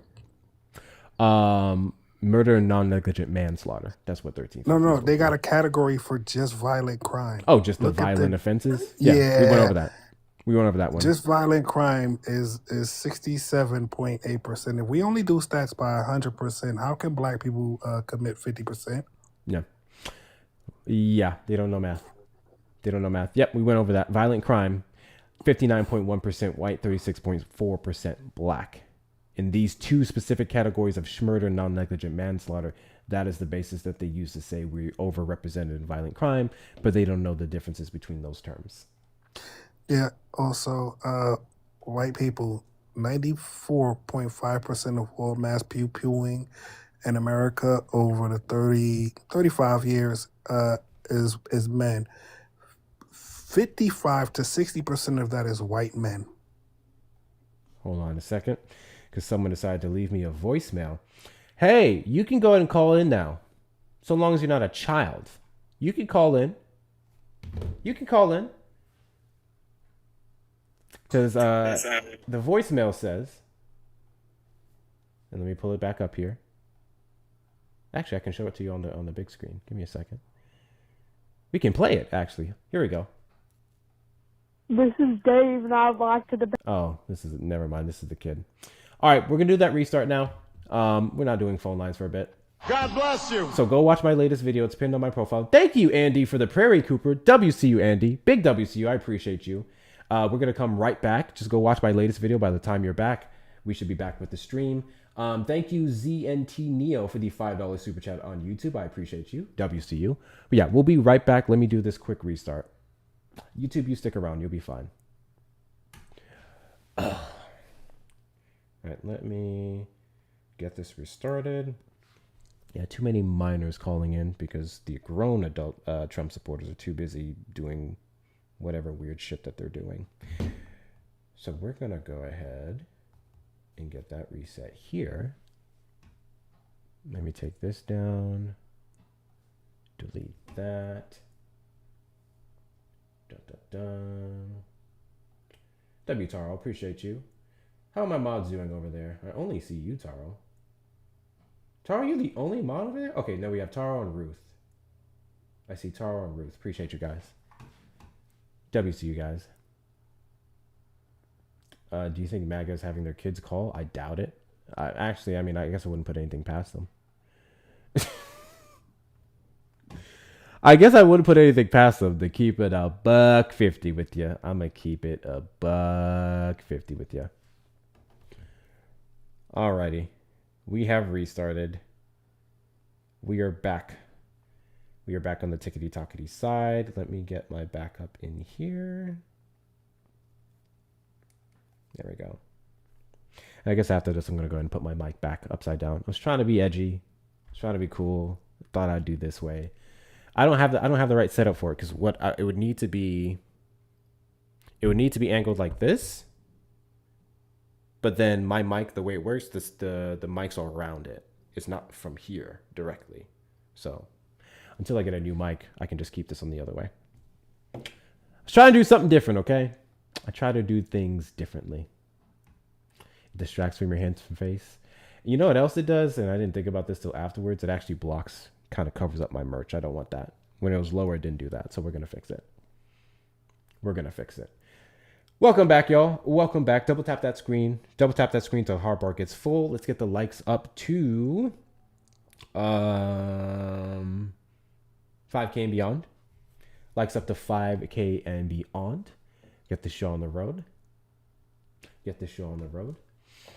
We just had a bunch of fucking minors calling earlier, so we're not doing that anymore. Nope. Nope-de-doo. Absolutely not. But welcome back to the stream, guys. We're just going to prioritize TikTok users right now and just do that one and see what we can get. That's what I was trying to go over with you guys. The word salad business. The word salad business. Hold on. Let me pull up that post. Because we're always talking about Harris and her word salad. She couldn't even finish a sentence, so on and so forth. And it's such a cop-out, such a bullshit argument. Because if you're to say that you couldn't support Kamala Harris over word salads, then you would have never in your right mind, keyword being the right mind, voted for Trump. It's not a thing. It's not feasible. Wouldn't have happened. So let's go over a word salad with you, since they're so important to the MAGA base, the Republican Party. Let's talk about word salads. I have no problem engaging in this conversation with you guys. Here we go. Let me go back. That the U.S. has destroyed all. Now that you've announced that the U.S. has destroyed all of Iran's mine-laying ships, why can't the U.S. just immediately reopen the Strait of Hormuz? Well, we could, but it takes two to tango. We have to get people to take their billion-dollar ship and drive it up. If when Pepe has his big sugar ships coming around and they cost $1 billion, and we say, I think it's okay now, Pepe, take your ship, drive it through the Strait of Hormuz. He may say, let me wait a Call little from while. Dave. Takes... To accept, press 1. To send a voicemail, press 2. Child, you're on the line. Go to bed. Boom, boom, boom, boom, boom, boom, boom. Hold on, go back. It takes ship owners, and these ships are very expensive. They can cost up to $2 billion. So they don't want to take a chance that, gee, I think you'll be okay. They got to know it. So they don't have to set, we don't know if they even set any mines.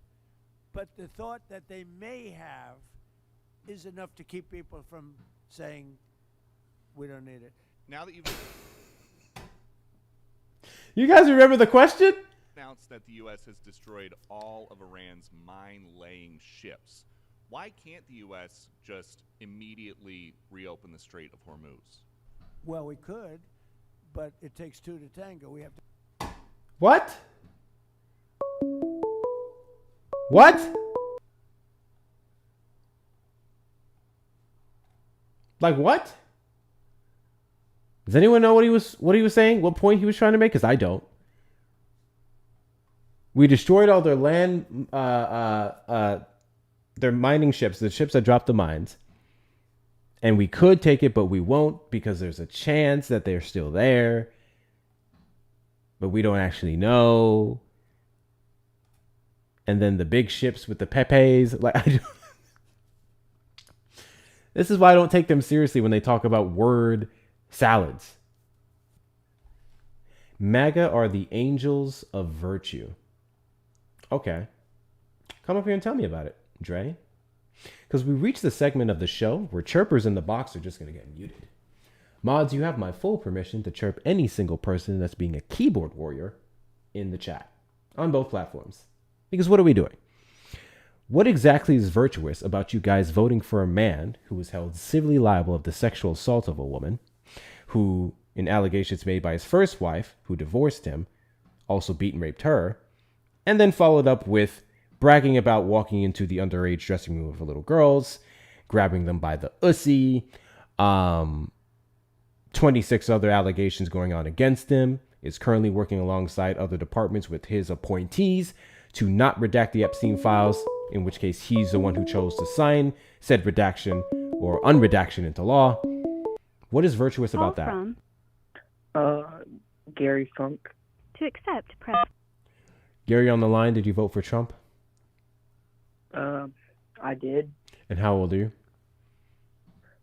I'm 19. Date of birth? January 5th, 2007. And do you regret your vote? I do regret it. Why is that?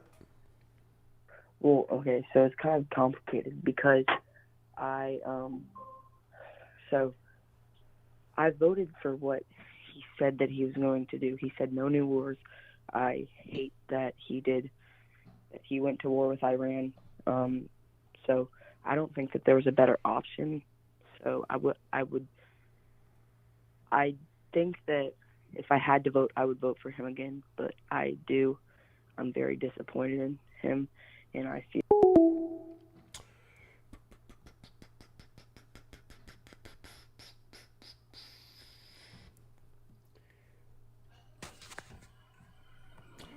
Hey, boss, did you vote for Trump?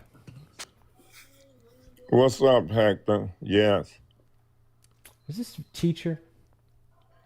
Yeah. Why you seem like you get upset when I ask about my friend? I don't know what you're talking about. When I say, "How Erica doing?" Say you don't know. Oh, well, I don't know where she at in. You know, I be joking with y'all, man. Okay. I don't get upset at you asking me how Erica's doing. I don't know what would lead you to believe that I do. Okay, I just came to say hi. You're doing a good job, brother. You still a maggot? See, that's how you run me away. Damn shame.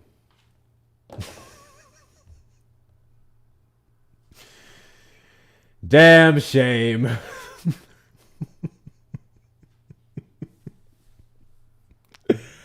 Trump supporters requested for the box here at the demographic of people I'd like to have a conversation with. If you're over on the tube side, you can call the number on screen, 737-295-5321. That's teacher, bro. That's teacher. You guys know retired teacher? The black Trump supporter. Yeah. I'm gonna tell Erica. Me and Erica run our platforms very differently. This is no shade to her or any of the other creators who do this. When it comes to repeat offenders, I put permabans on y'all's head. That's what I do over here. You'll never catch me entertaining the likes of Jerry and all the other fucking coons and jigaboos she'd be letting up on her panel. I'll let you up, but that's to put a permaban on your head so no one can hear the sound of your voice on my platform again. I do not see the point in platforming some of these people. Call from 679.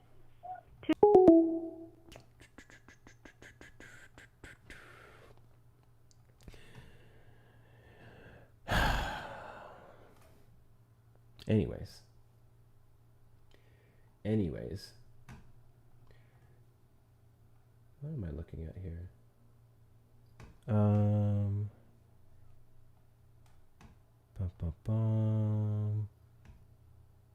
Oh shit. Hold on.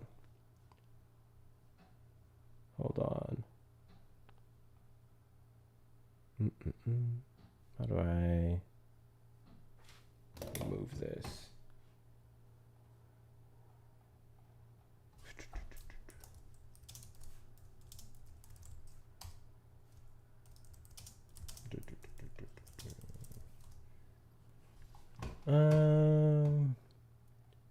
What is this?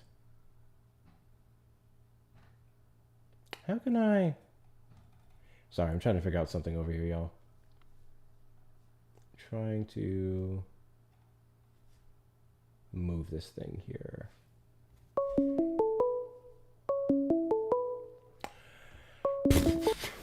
Call from Henry. I'm just going to block all of these calls. That is literally all I'm going to do. I'm just going to block every single one of them.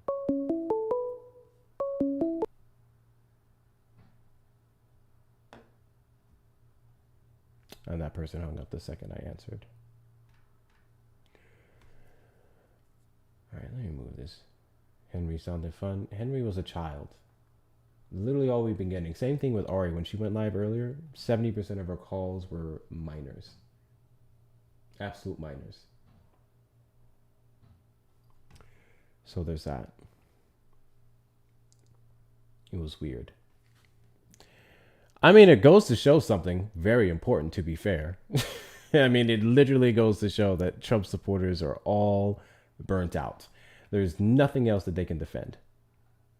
Nothing else whatsoever that they can defend when it comes to this administration. Yeah, spring break. There's a bunch of kids that are out. That's why. That's why. Where are their parents? Who fucking knows? It's crazy to me because when I was what? I got my first phone when I was 12 years old. 12 years old is when I got my first phone. And granted, it was against my parents' wishes, to be fair. But you can get that block. But when I got it, the last thing I was doing was trying to call into adult streams. All I gave a shit about was playing video games and talking to my friends. Friends my age. My age, mind you. These motherfuckers just be trying to get into all the business that has nothing to do with them.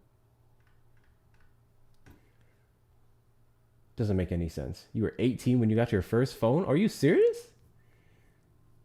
I didn't get my first phone until I was 16. Yeah, it was not 12, actually, 13. No, was it? Hold on, let me think.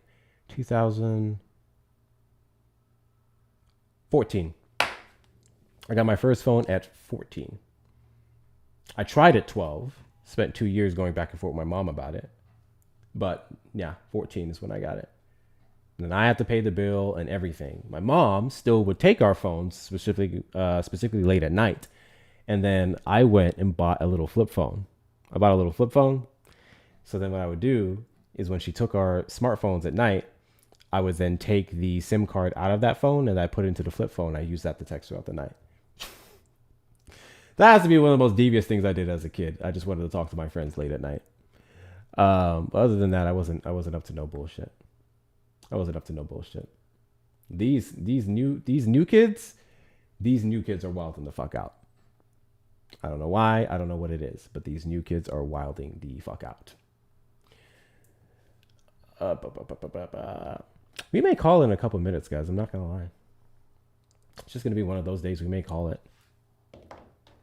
We may just call it, and I will be back tomorrow. We're gonna run the questions topic, the ones that are friendly to friendlies as well, where anybody can come up and ask questions.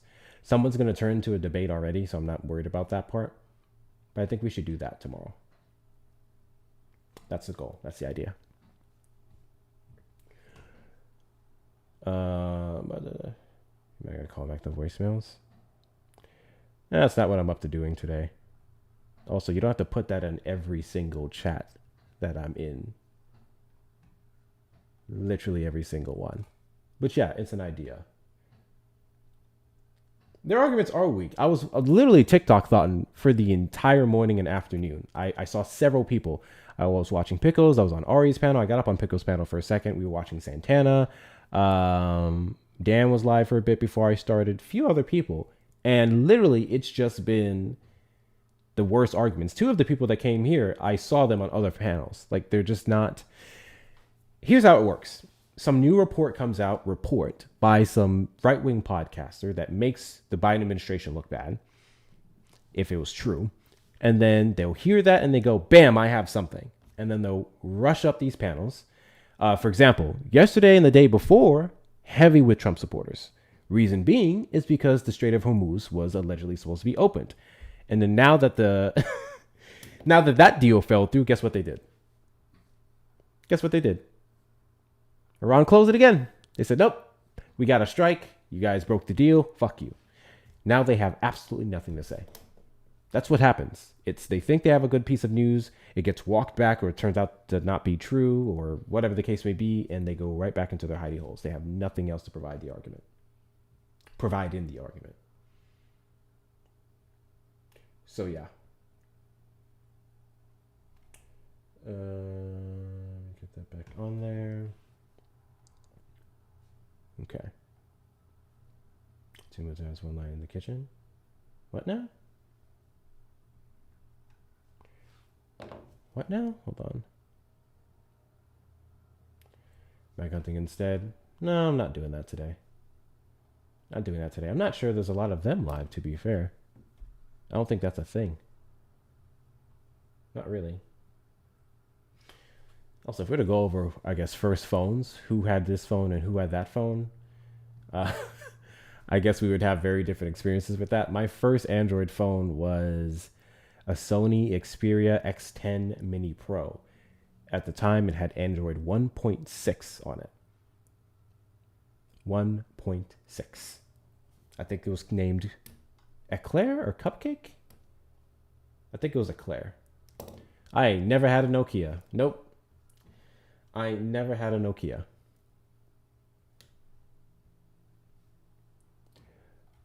That never happened. Motorola Droid X. Which one is that? Hold on.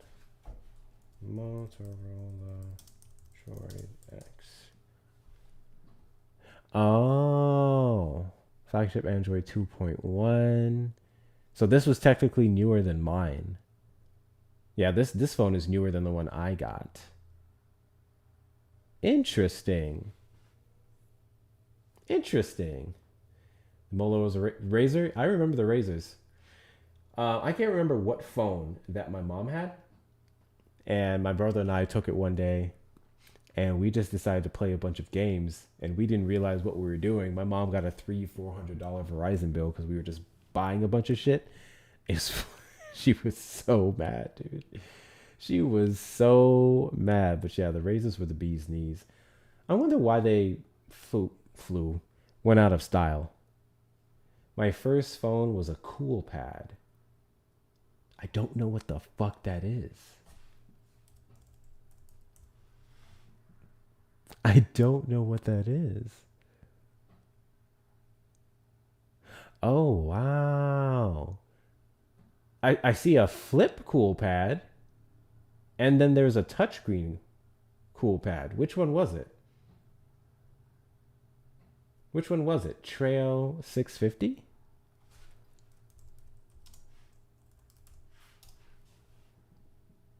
Oh yeah, that's a that's an old phone. That's an old phone. Holy shit. I was 6 years old when this phone came out. Yep. Second favorite was the HTC Titan. I don't know what that one is.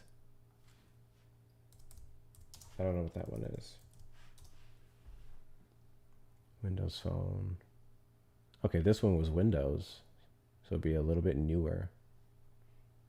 Interesting.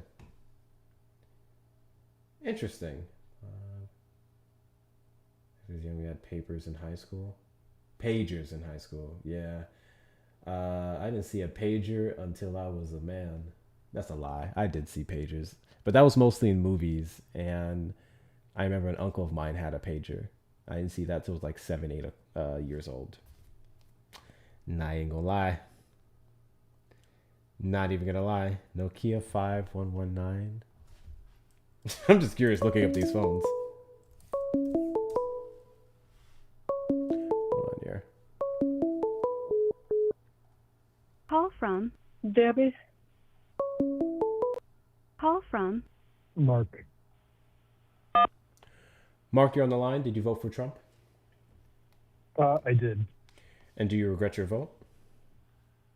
In part, I was more optimistic for this term, and I suppose it hasn't quite turned out how I would have imagined. You said in part, so you're still supporting him? Yeah, I believe compared to the other options, at least currently until the next election, I suppose, I lean more in favor of Trump. All right, since it's in part, give me something that warrants your continued support for him and something that warrants your disappointment. So it's actually kind of the same issue. The main thing that warrants my support for Trump is primarily his immigration policy. However, the results of it, at least this term, haven't quite turned out as large as I would have hoped. I'm also kind of in favor of Kennedy for the Department of Health. I think Kennedy has some good plans, and he's already, contributed to some change, specifically with people who are enrolled on our state health systems. I'm not quite sure if I could fully blame him for it, but I don't think there's been quite the speed that I would have wanted for change and getting, harmful additives out of our food and such. But being that he was appointed by Trump, I believe that kind of falls under why I would or wouldn't support Trump. So, did you say immigration was a thing that you like, but you also don't like? Yes. So when he ran on it, I was hoping for larger numbers. He's constantly pushed for larger numbers. He's pushed that, he's going to solve the immigration problem. I think he's made a lot of large promises, and he hasn't quite backed them up with his actions or the actions of his administration quite yet. So you want him to deport more people? That would be correct. Fascinating. Cool. So let's start with Robert F. Kennedy. As to why you think that he would be doing a good job is baffling to me, considering that his entire basis is essentially mad science and unconfirmed reports. He has challenged well-documented information that we have in regards to vaccines. He has spread crazy amounts of misinformation when it comes to Black people and what works for us. He literally came back from that one island, I believe Samoa, which led to an outbreak over there in the region. So I don't know why you think he's doing a good job. We have a red ban. I think it was red number 3. That was a ban, and that's, I guess, excessively linked to some disease, and sure, that's good.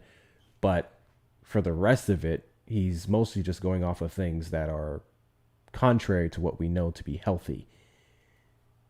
And he's kind of a nut. He literally bragged about licking substances off of toilet seats and how we're complaining too much about health. Yeah, I fully understand your point of view as well. I'm not saying that you're wrong and I'm more right.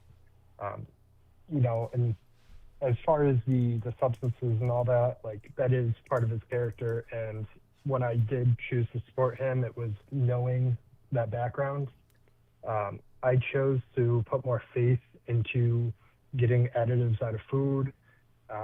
I'm not anti-vaccine, not by any means. However, I think the schedule for the United States was perhaps overwhelming and too influenced by the pharmaceutical industry. I 100%, understand where you're coming from, and I'm not saying Kennedy's the greatest by any means. However, I think he's introducing ideas and pushing for ideas that I'm in favor of, that ordinarily I wouldn't have seen as a possibility to perhaps get implemented. Fascinating. And you said you're happy but not happy with his immigration policies because you want him to deport more people. So my question to you is, at what cost do you want to see immigration enforcement ramped up in the United States? Because the cost we've paid so far, I don't think is worth the return. Are you speaking of financial cost or more of a subjective moral cost? Well, finance would be objective as well. The moral cost is a whole nother conversation in regards to what it would take for his 3,000 a day quota. We saw that ramped up in Minnesota under false allegations of or unsubstantiated allegations of mass fraud by Somalis and otherwise. And we have American citizens dead because of it. So I don't necessarily think that cost is worth it. We have reports showing the majority of undocumented migrants that were detained did not have the violent criminal records that he referenced. In fact, DHS official walked back the worst of the worst website where they posted these people and said, or corrected that many of the people listed on the website didn't have violent criminal records.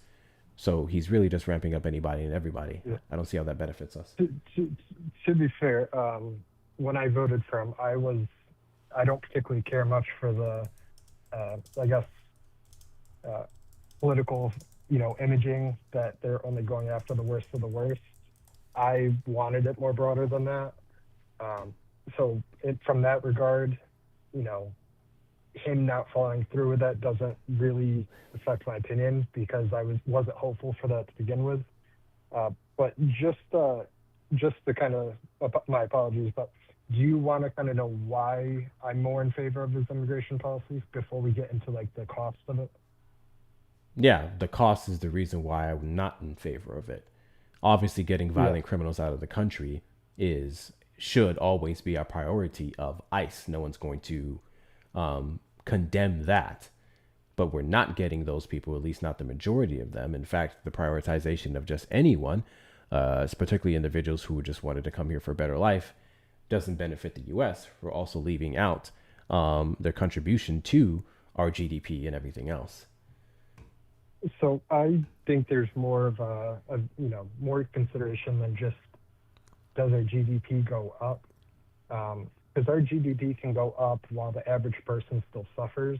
The economy can still grow while individuals have a worse life of quality or worse median income, especially if corporate profits go up, but the average person, doesn't benefit from that growth. So I don't really support that view or like stance on why immigration is necessarily positive, because I don't think it's an inherent truth. I think that fraud is in large part happening. It's not just immigration. There's fraud in from our own citizens as well. So I'm not saying it's strictly that, but I would definitely say for people who not even just legal immigrants, but illegal immigrants as well. If they come here for amnesty or whatever it is, they end up getting a temporary protected status or something. They're staying for much longer than that. So they basically are coming here with the knowledge that citizenship or a permanent green card is going to come. Well, if they get temporary protected status, they can renew it. So long as the circumstances for why they need that stance is still valid, or if they have some ongoing processes here in the United States. So what would you say about the temporary protected status for like the Haitians, for example, that got it granted them after their earthquake in, I forget exactly what year, but they've long stayed past the effects of that earthquake. What's the reason to revoke it? What was expected?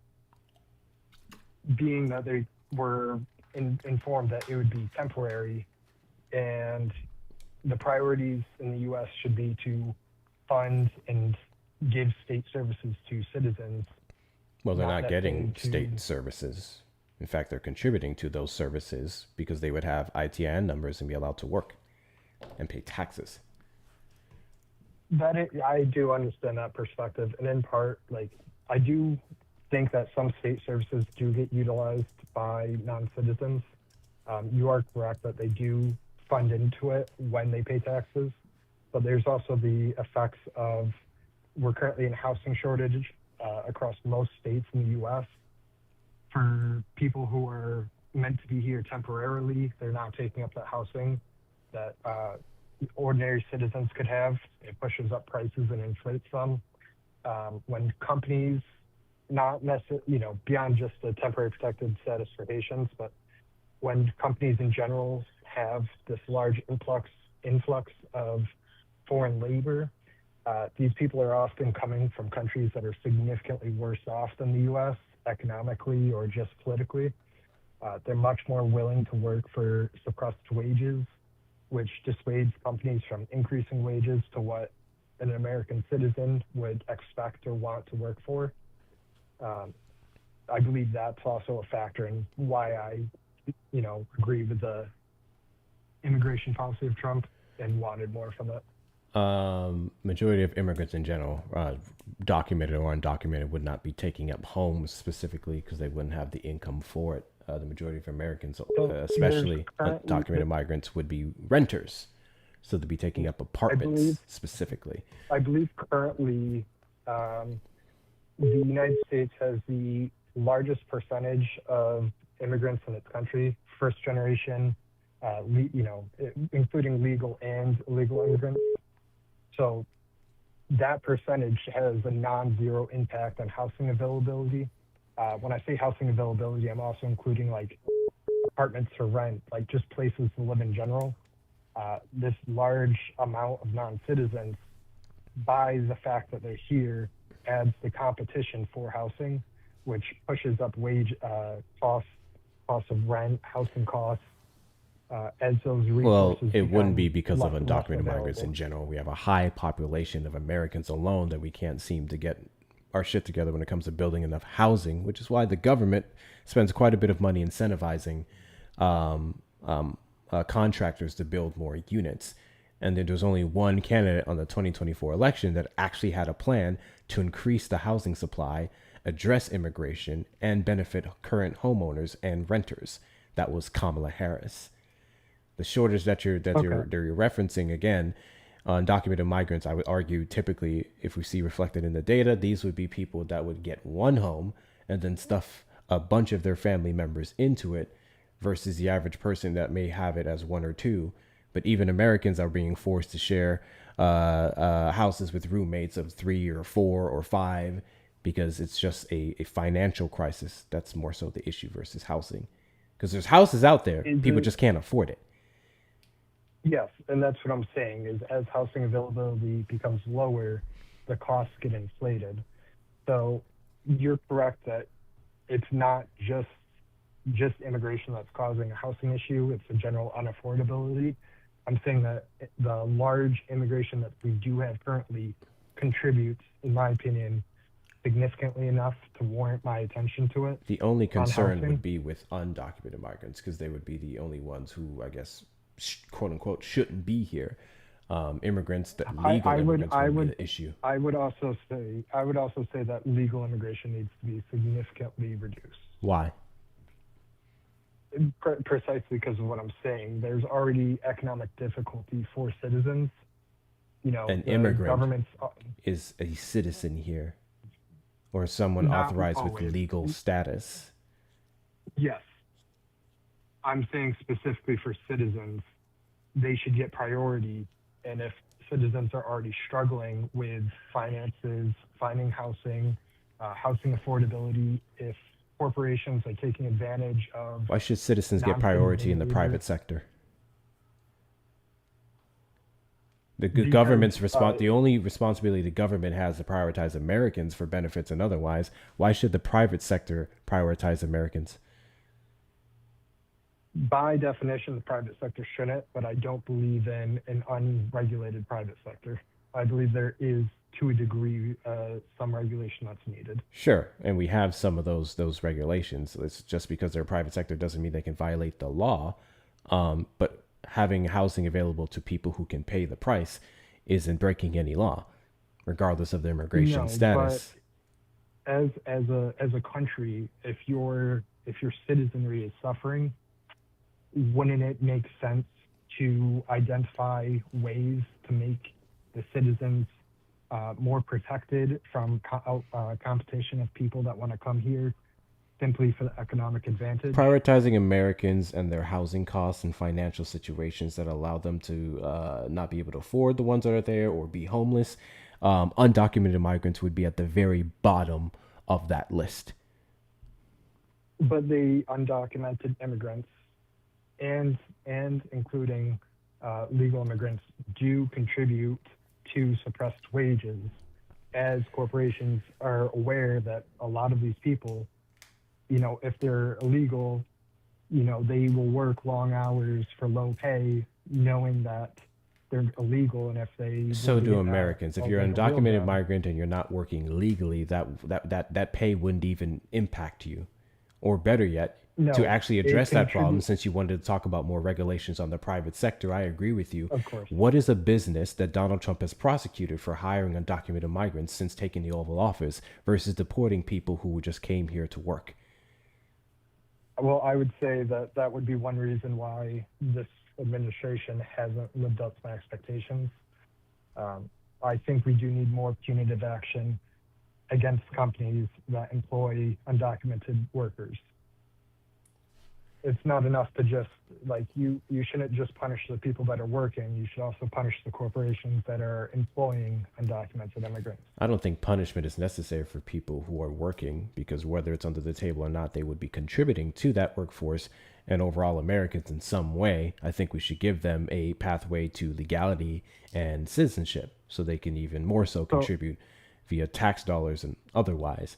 But the corporations, ultimately, if we want to talk about ending the undocumented migrant work issue, then we should look there, because people would not have so much of a reason to come here if they were not able to work. The last Republican that had a solution for that was Mitt Romney. I do have a question for you, because I do in part agree with you. Like you're not wrong that even undocumented workers still do have a degree of contribution through taxes and such, or just spending in the local economies. But I do have a question for you. If a corporation is hiring, let's say for illegal immigrants, they're hiring illegal immigrants because for blah, blah, blah, they can't find enough domestic workers. Or even if a corporation's hiring a lot of H-1Bs or legal foreign workers, those corporations are generally seeking to not pay what an ordinary citizen in the U.S. would expect for that job. They're finding non-citizens to work these jobs, knowing that the non-citizens will take lower wages. That is indirectly harming citizens, because now those wages are suppressed, where the company continues to make a lot of profit. That's why the economy looks good, or the company appears to be doing well, but they're still harming the citizen in the country because of the suppressed wages. Well, those citizens would have all the workers' rights and privileges afforded to them by our laws in the majority of the workforce here in the United States, versus undocumented migrants that would have to compete with a smaller sector and then those lower wages in that field. But those wages would be higher if there was more restrictions on, for example, decreasing the amount of No, not necessarily. Again, if you have an American citizen that they don't hire for a certain job because they can hire an undocumented migrant and pay them lower, that's not hurting that worker's wages, because that worker would never get paid that way to begin with, because they would have, again, those protections. If you offer this person something below minimum wage, you get sued. The federal government comes down on your ass. A undocumented migrant can't say shit, which is why we need more workers' protections regardless. You're not wrong on that, but I'll give you another example, because I don't think I'm conveying my point quite clearly. I'll take the IT sector, for example. A company, an American citizen will work like a random job. I don't know off the top of my head, but let's call it job X. An American citizen would expect for job X a salary of like $100,000. But because of the ease of availability for H-1B, which these companies say, we can't hire people, there's not enough domestic workers, they're advertising an H-1B job that pays $70,000. It's not that they can't find workers, it's that the company doesn't want to pay $100,000 for a citizen. Even though they could afford to, they want to save that money. And because of the ease of being able to get H-1B workers, they can now fill that job that they're claiming no one wants to work. But the reason no one wants to work it is because the company's trying to hire for sub-adequate wages or non-competitive wages. That hurts the U.S. citizen who, if these companies had more restrictions on the ease of getting H-1B. I'm unaware of IT workers not being paid pretty good wages. Like it's a good field. You have pretty good experience. You can take that in several places, and in some cases get more. I don't necessarily think it's a matter of underpaying H-1B workers, although I guess the only argument I can think of there is that some other benefits that can come along with the visas is the reason why they may not get paid the exact same as an American who's already here.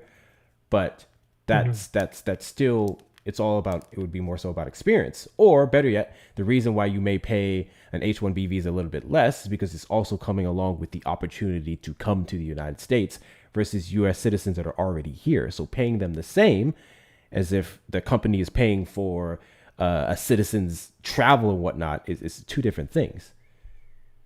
Well, don't you think that companies inherently, if an H-1B is easy to get, which it is fairly easy to get, they're advertised for even jobs that don't really require H-1B, for example, like lower, retail type jobs.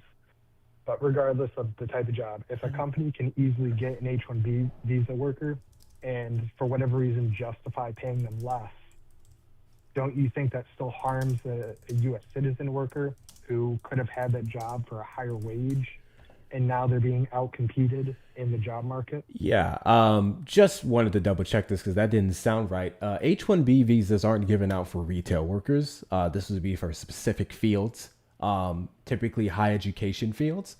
We can go over IT. I don't need to mention the nations and demographics of people who typically would have more work or experience in that field. So no, that's not the case at all.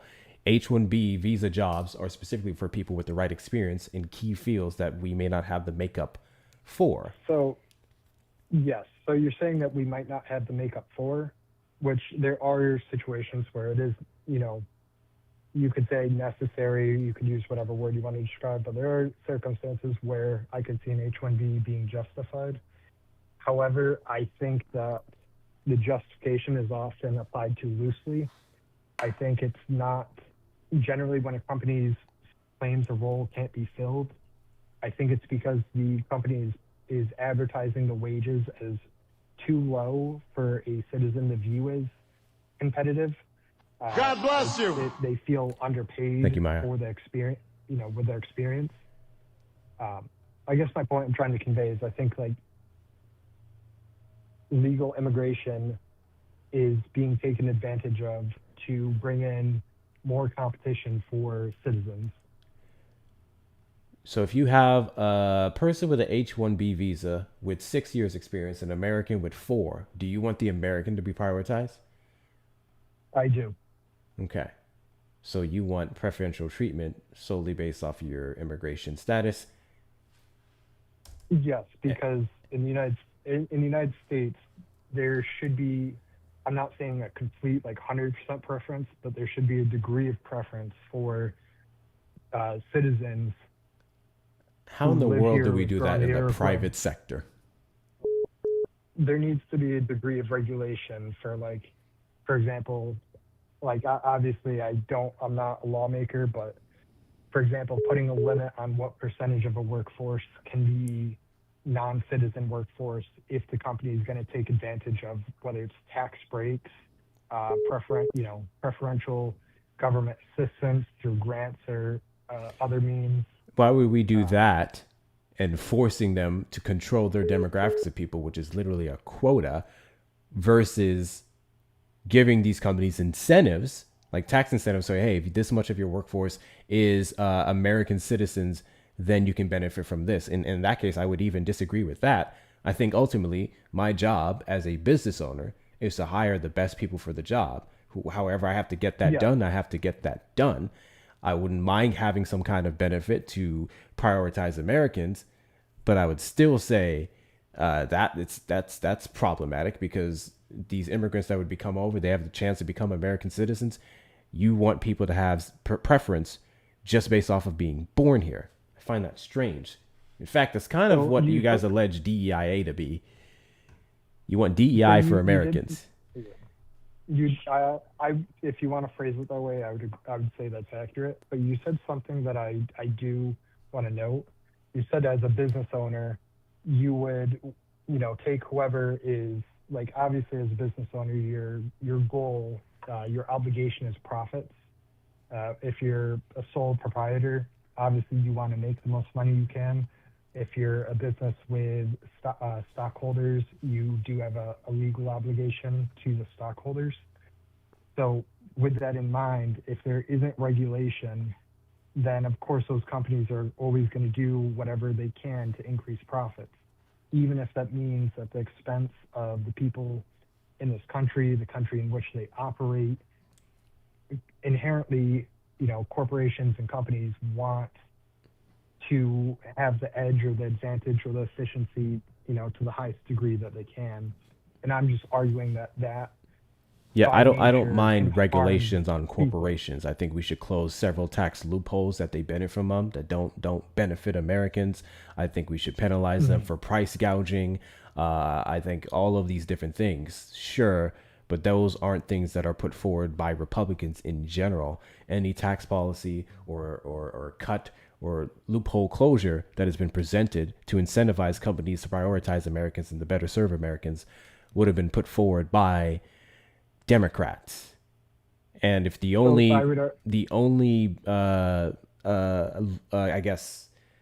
requirement or regulation you want on corporations is just so that they hire Americans, then you feel like you're missing the point of all the other things we need to take care of and how corporations are robbing us.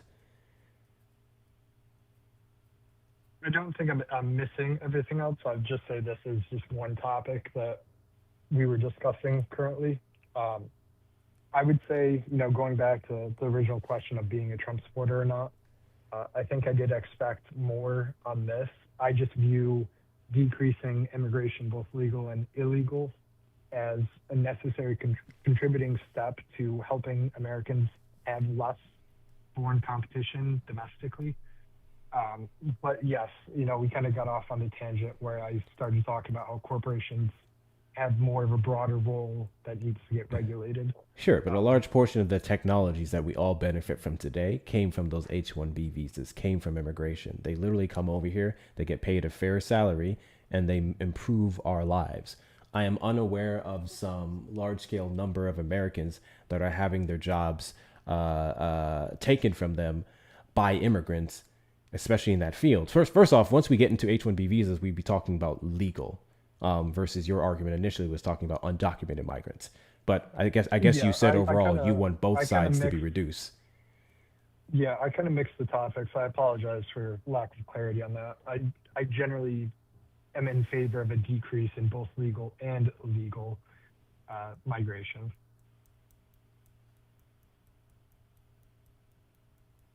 I don't get that.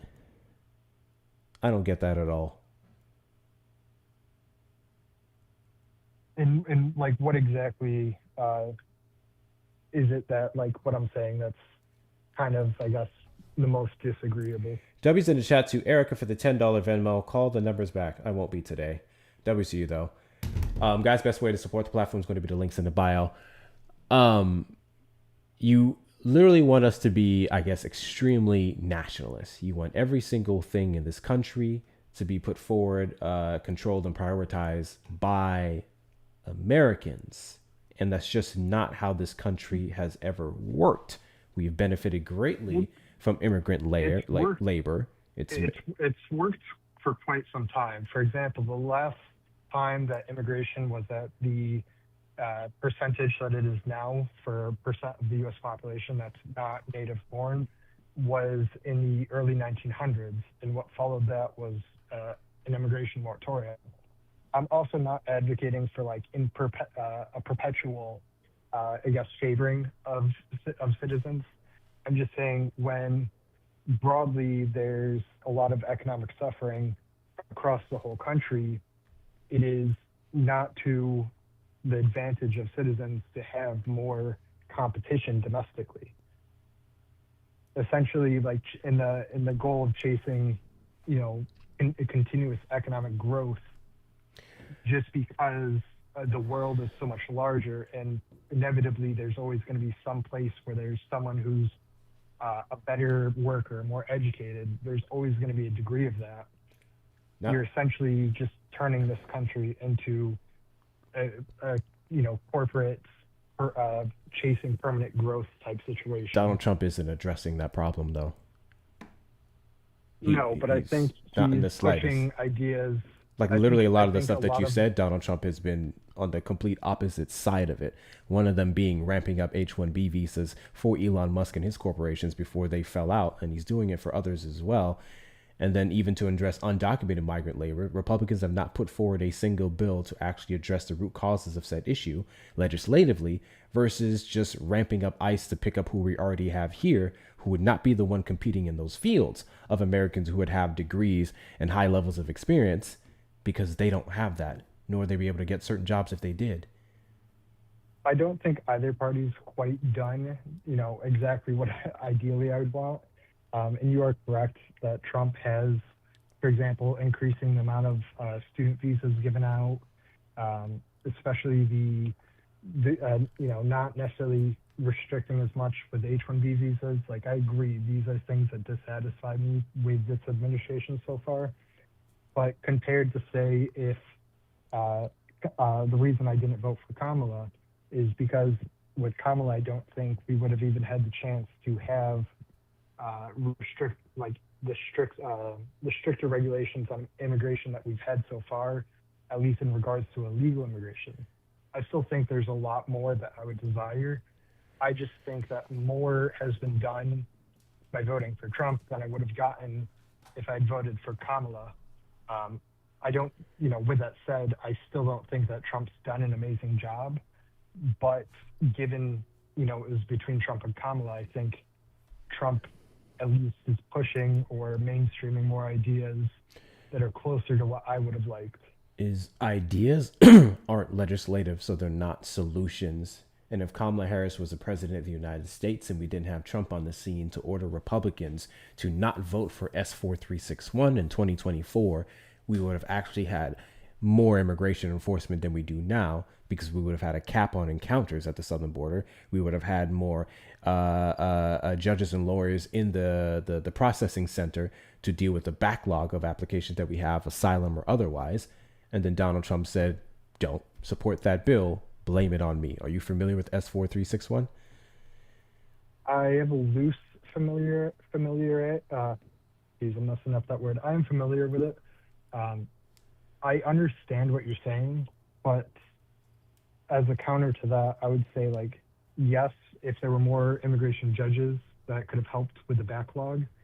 That doesn't necessarily lead into, in favor of my ideas, because if that just streamlines the process for green cards and for a pathway to citizenship, that's kind of counterintuitive. You're just increasing. If there was a the speed at pathway which to that citizenship, occurs. that would make them American. If they were American, they would only be competing against other Americans, and that's how it works here. And there can't be a fast tracking a pathway to citizenship, considering based But off the they're numbers not- we have right but they're now, not Americans. 80 They're something not percent. Americans yet. So Yes, you're here in the United even going- States, everyone has the ability to become an American. There's no preferential treatment They for have the people who ability to were born become. here or any race or otherwise. So I don't see why you would have a problem with that. because I guess what I'm arguing is that you're correct. Everyone in theory can become American.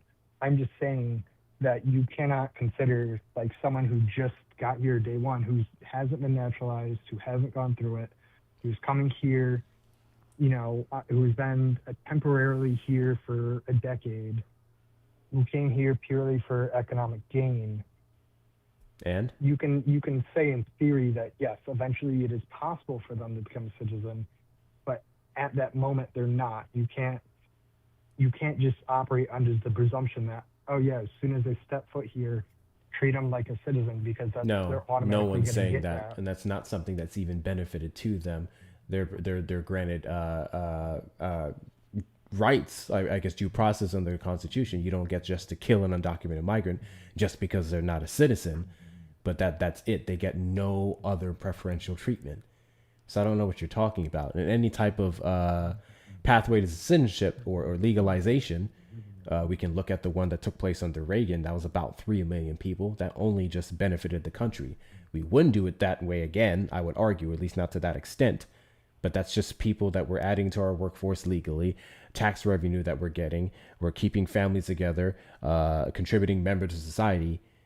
This all helps So us. if you're adding more workers, but the median salary in the United States goes down, for example, does that, and even though GDP goes up, and you can say it has that, more tax revenue, more economic growth, Salaries the aren't median going salary is down. They're going upwards year after year. It's just more so not being able to keep up with inflation.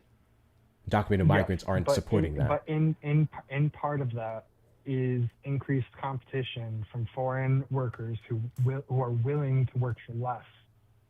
Again, if they're quote unquote willing to work for less as an undocumented migrant, that isn't a field that you'd have to worry about as an American. And B, if they're willing to work for less and say take jobs such as agriculture, I don't know, fucking fry people at McDonald's, so on and so forth, because statistically the majority of them are quote unquote low skilled, then you would not have to worry about that field. Or even if you did, I'm unaware of any shortage of low skilled jobs. That would heavily depend on regions, on specific counties, and I don't know, bumfuck cities versus the rest of the US. So you brought up those, like, for example, agriculture, you brought that up. You would say that doesn't necessarily affect me, but it affects the community as a whole, and therefore it does affect me. I'm saying if you're talking about jobs, it's not really us going into those jobs. Not a lot of Americans are going into agriculture. Because the pay is not competitive. I'm sorry. Americans don't want. Do you think people who go out there and like pick our food are getting paid $2 the hour? No, but even for example, the state I came from in the Northeast, minimum wage, at least federally, doesn't exist. It needs to be higher by state law, and even that minimum wage doesn't necessarily grant a good lifestyle. Yeah, we know. These jobs, those of us on our side, we're trying to get the minimum wage increased. So, which I think it should be pegged to inflation, but that's another conversation. But my point being is that you brought up agriculture, which is where a lot of, undocumented, low, stereotypically, I'm not sure the numbers, but if those corporations, wherever they're going to work, are arguing that they just can't fill the jobs, I'm saying that they can't fill the jobs because they're not offering to pay high enough to a point where an American would want to work it. It's getting suppressed. And you could say if they increase the wages, that would increase the cost of goods.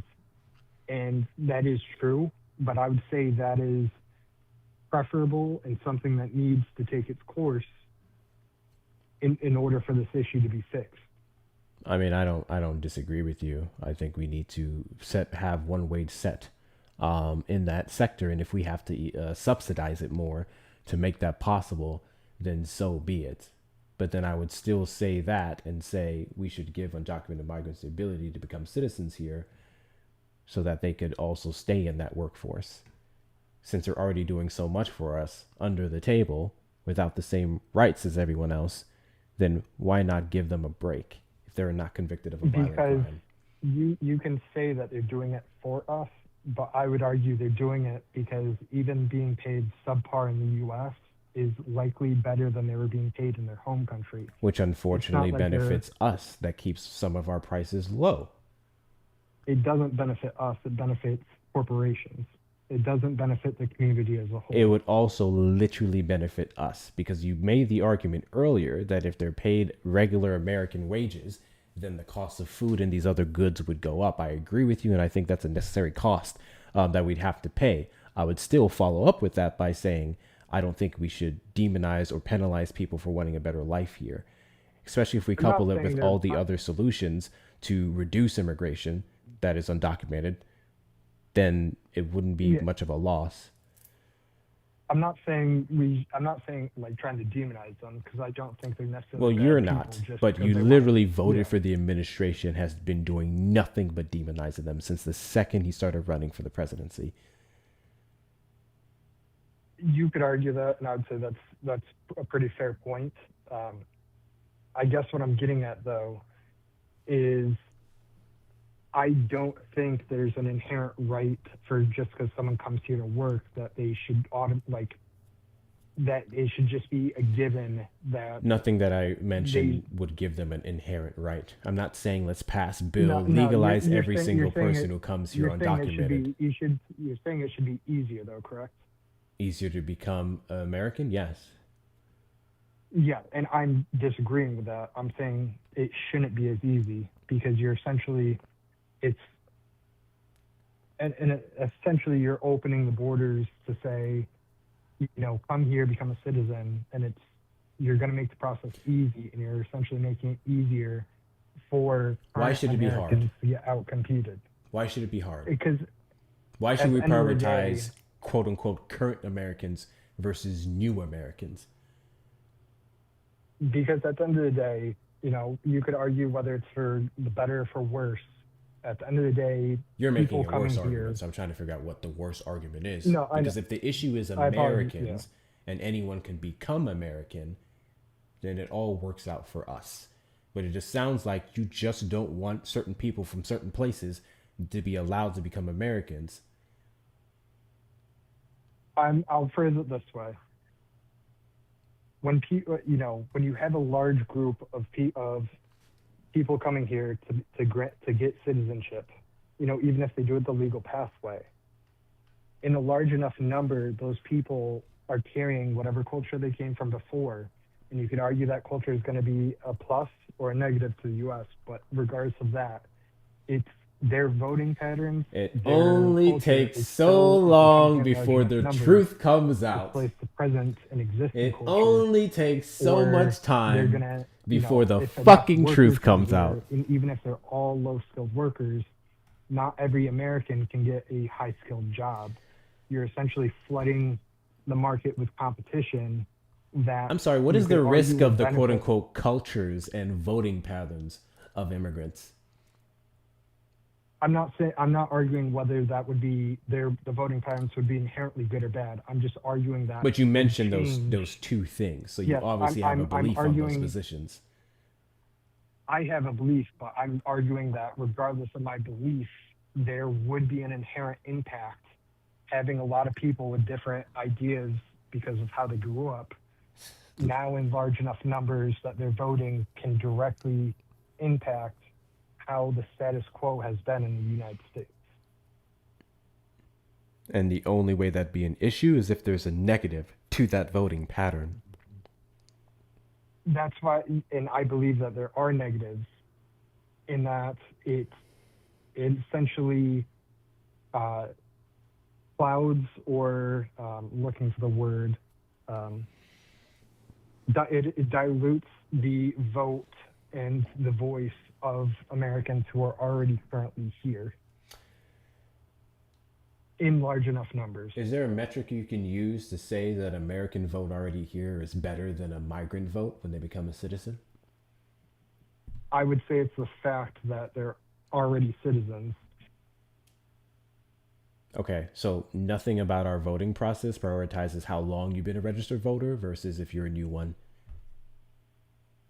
But I'm arguing that just because the current process doesn't differentiate, doesn't mean, like, I'm arguing that it should. You're arguing that people who are registered to vote longer should be prioritized over, say, someone who registers to vote tomorrow? No, I'm arguing that it shouldn't be as easy to become a citizen. There should be more requirements. No, we were just talking about voting.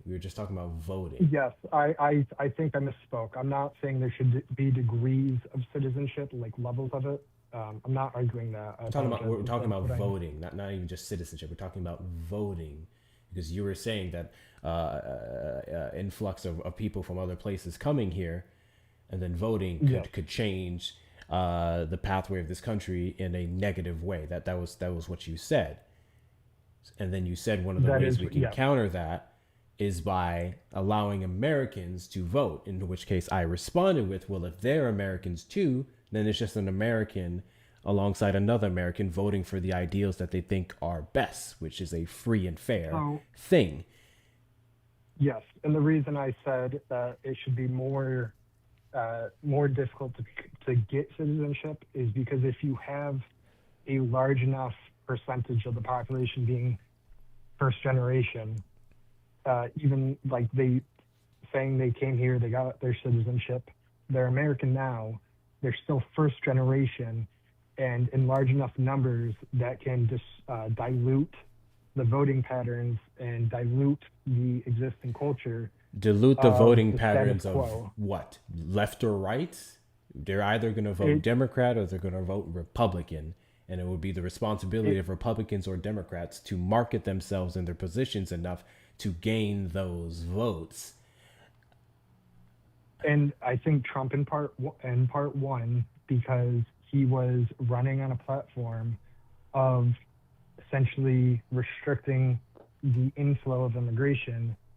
And I think part of the reason I he apologize. won That was in the because chat to people the block supported raiders. I'm so the sorry. I current really have to immigration pee. policy, And unfortunately, and if because of this anything, setup, wanted to I can't even let a mod up to talk to the guests because they can't hear the guest. So I'm going to have to figure that out in a bit. Okay. All right.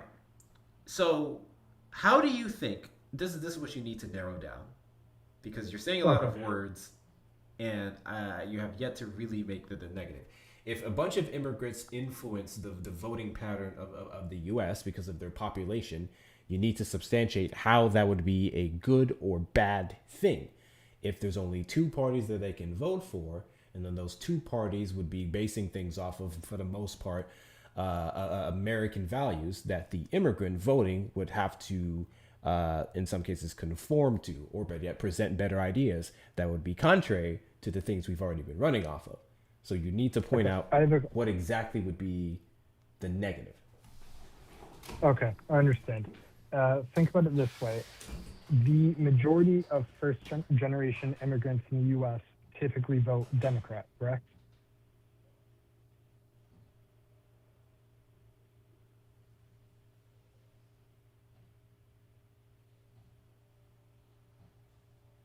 Hello?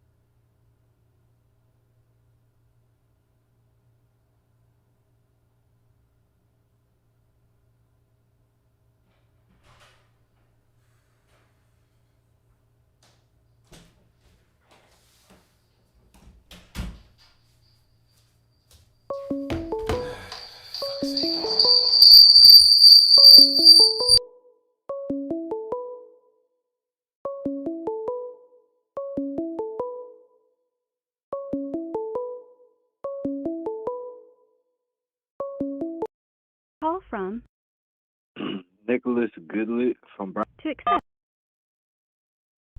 Call you on the line, hold please. Sorry, y'all. Shit, I had to fucking pee. I could have told that person to hold. I wasn't thinking in the moment. I had to go. I didn't think he would ask me a question that quickly. I thought I'd have at least 45 seconds to do my business before I had to respond. It's like 10 seconds in, he had a question for me. Sorry about that, caller. I had to go. I really have to go. And that person hung up. Whoopsies. See, when I had this is another reason why I need to get this thing situated to where my guests can talk to the callers, because then I could have just called like Erica or another mod up to handle that for a bit. But oh well. I think we're gonna wrap it up here, y'all. I think we are going to wrap it up here. I really had to go. Your headphones wouldn't have. Well, no. Because then I would have to connect my headphones to the studio to then still talk to him from a... No, that's a whole thing. It's a whole thing. Also, yeah, we know what that conversation was ripe with. We know exactly what that conversation was ripe with. Ultimately, it was about the culture thing. It was about the immigrants inherently being worse or not as good as Americans. And that's not true statistically. Financially, morally, I don't know what metric you would use to say that they would be worse or a negative compared to having Americans here. Americans are fucking stupid. We're stupid. In some cases, we can be lazy. We don't even know our own laws compared to the average immigrant who would come here. And I get the whole keep America America part, but literally a country built on immigration or utilize immigration to get here, now trying to restrict it just because you feel threatened doesn't work. Doesn't work, or at least it'll never work for me. It'll never work for many of us on the left. Who's live right now? Who's live? Let's see. Vincent. You just raid Dan. His live is ending in 40 minutes. He set up a timer for it.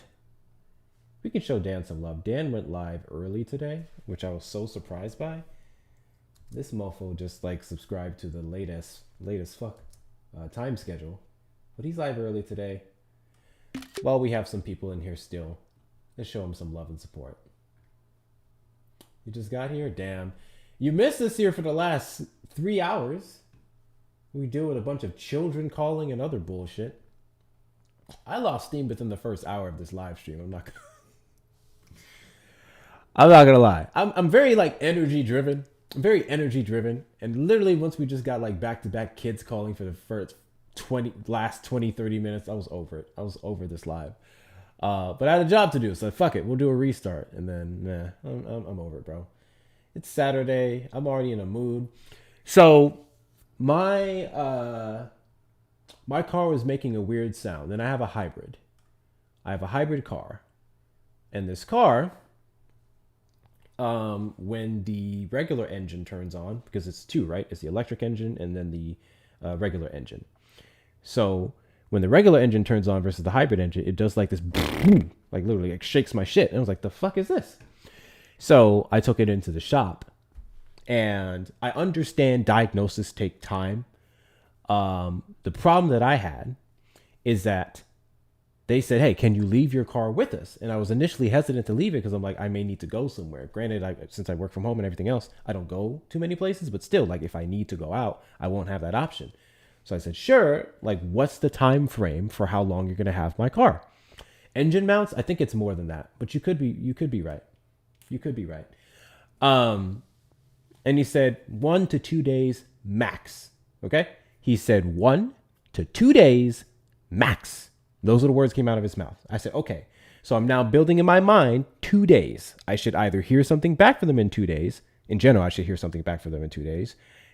Or the car would be ready, or at least in that time frame, I'll have a solution and know how long I have to extend it to fix it. Okay? We're going to do a Dan raid. That's why. Hold on. We're going to do a Dan raid. That's why. I forgot to put that up in the text. So came day 2. And I'm not saying day and a half, day 2. I mean to the 26th hour, day 2. Near end of day yesterday. That was day 2. I haven't heard nothing back from them. So I call them and I say, hey, just wanting an update on my car. And they said, well, we haven't found anything out yet. To be honest with you, I was so upset that I cannot recall specifically if they said they didn't look at the car yet or if they just don't have an answer yet, which means they could have been trying to find it this whole time. I don't know. But what bugged me is that I had to call you and ask you what the fuck was happening with my car when you told me 2 days. Now, if you had to call me in that time frame and say, hey, we're still figuring stuff out, or we found out what it is and it's going to take us this time to fix it, blah, blah, blah, that's a different thing. I should have never had to contact you to figure out what the fuck is going on with my car when you gave me a certain time frame. You know what I mean? So now I'm irritated because I could have better planned dropping it off there, or if I chose not to, if they told me from the get-go something else. So that was a little irritating. Do you have an OBD2 scanner? No, I do not. No, I do not. I do not. Yeah, it could be a factor of things. Hence why I took it to the shop. they were supposed to figure it out. But yeah, that was my only thing, was just the time frame, because I don't like not having a car. I hate that. Because then literally I need to go grocery shopping tomorrow. I'm going to have to Uber or have it delivered. I hate having food delivered to me because that shit costs way too much money. And some of these delivery people ain't shit. I'm going to keep it a buck. Some of these delivery people ain't shit. They're not going to put the care and love I put into specifically with my fruits and vegetables. So anyway, just a little annoying thing. A little annoying thing. And looks like today, in fact, I'll double check it right now.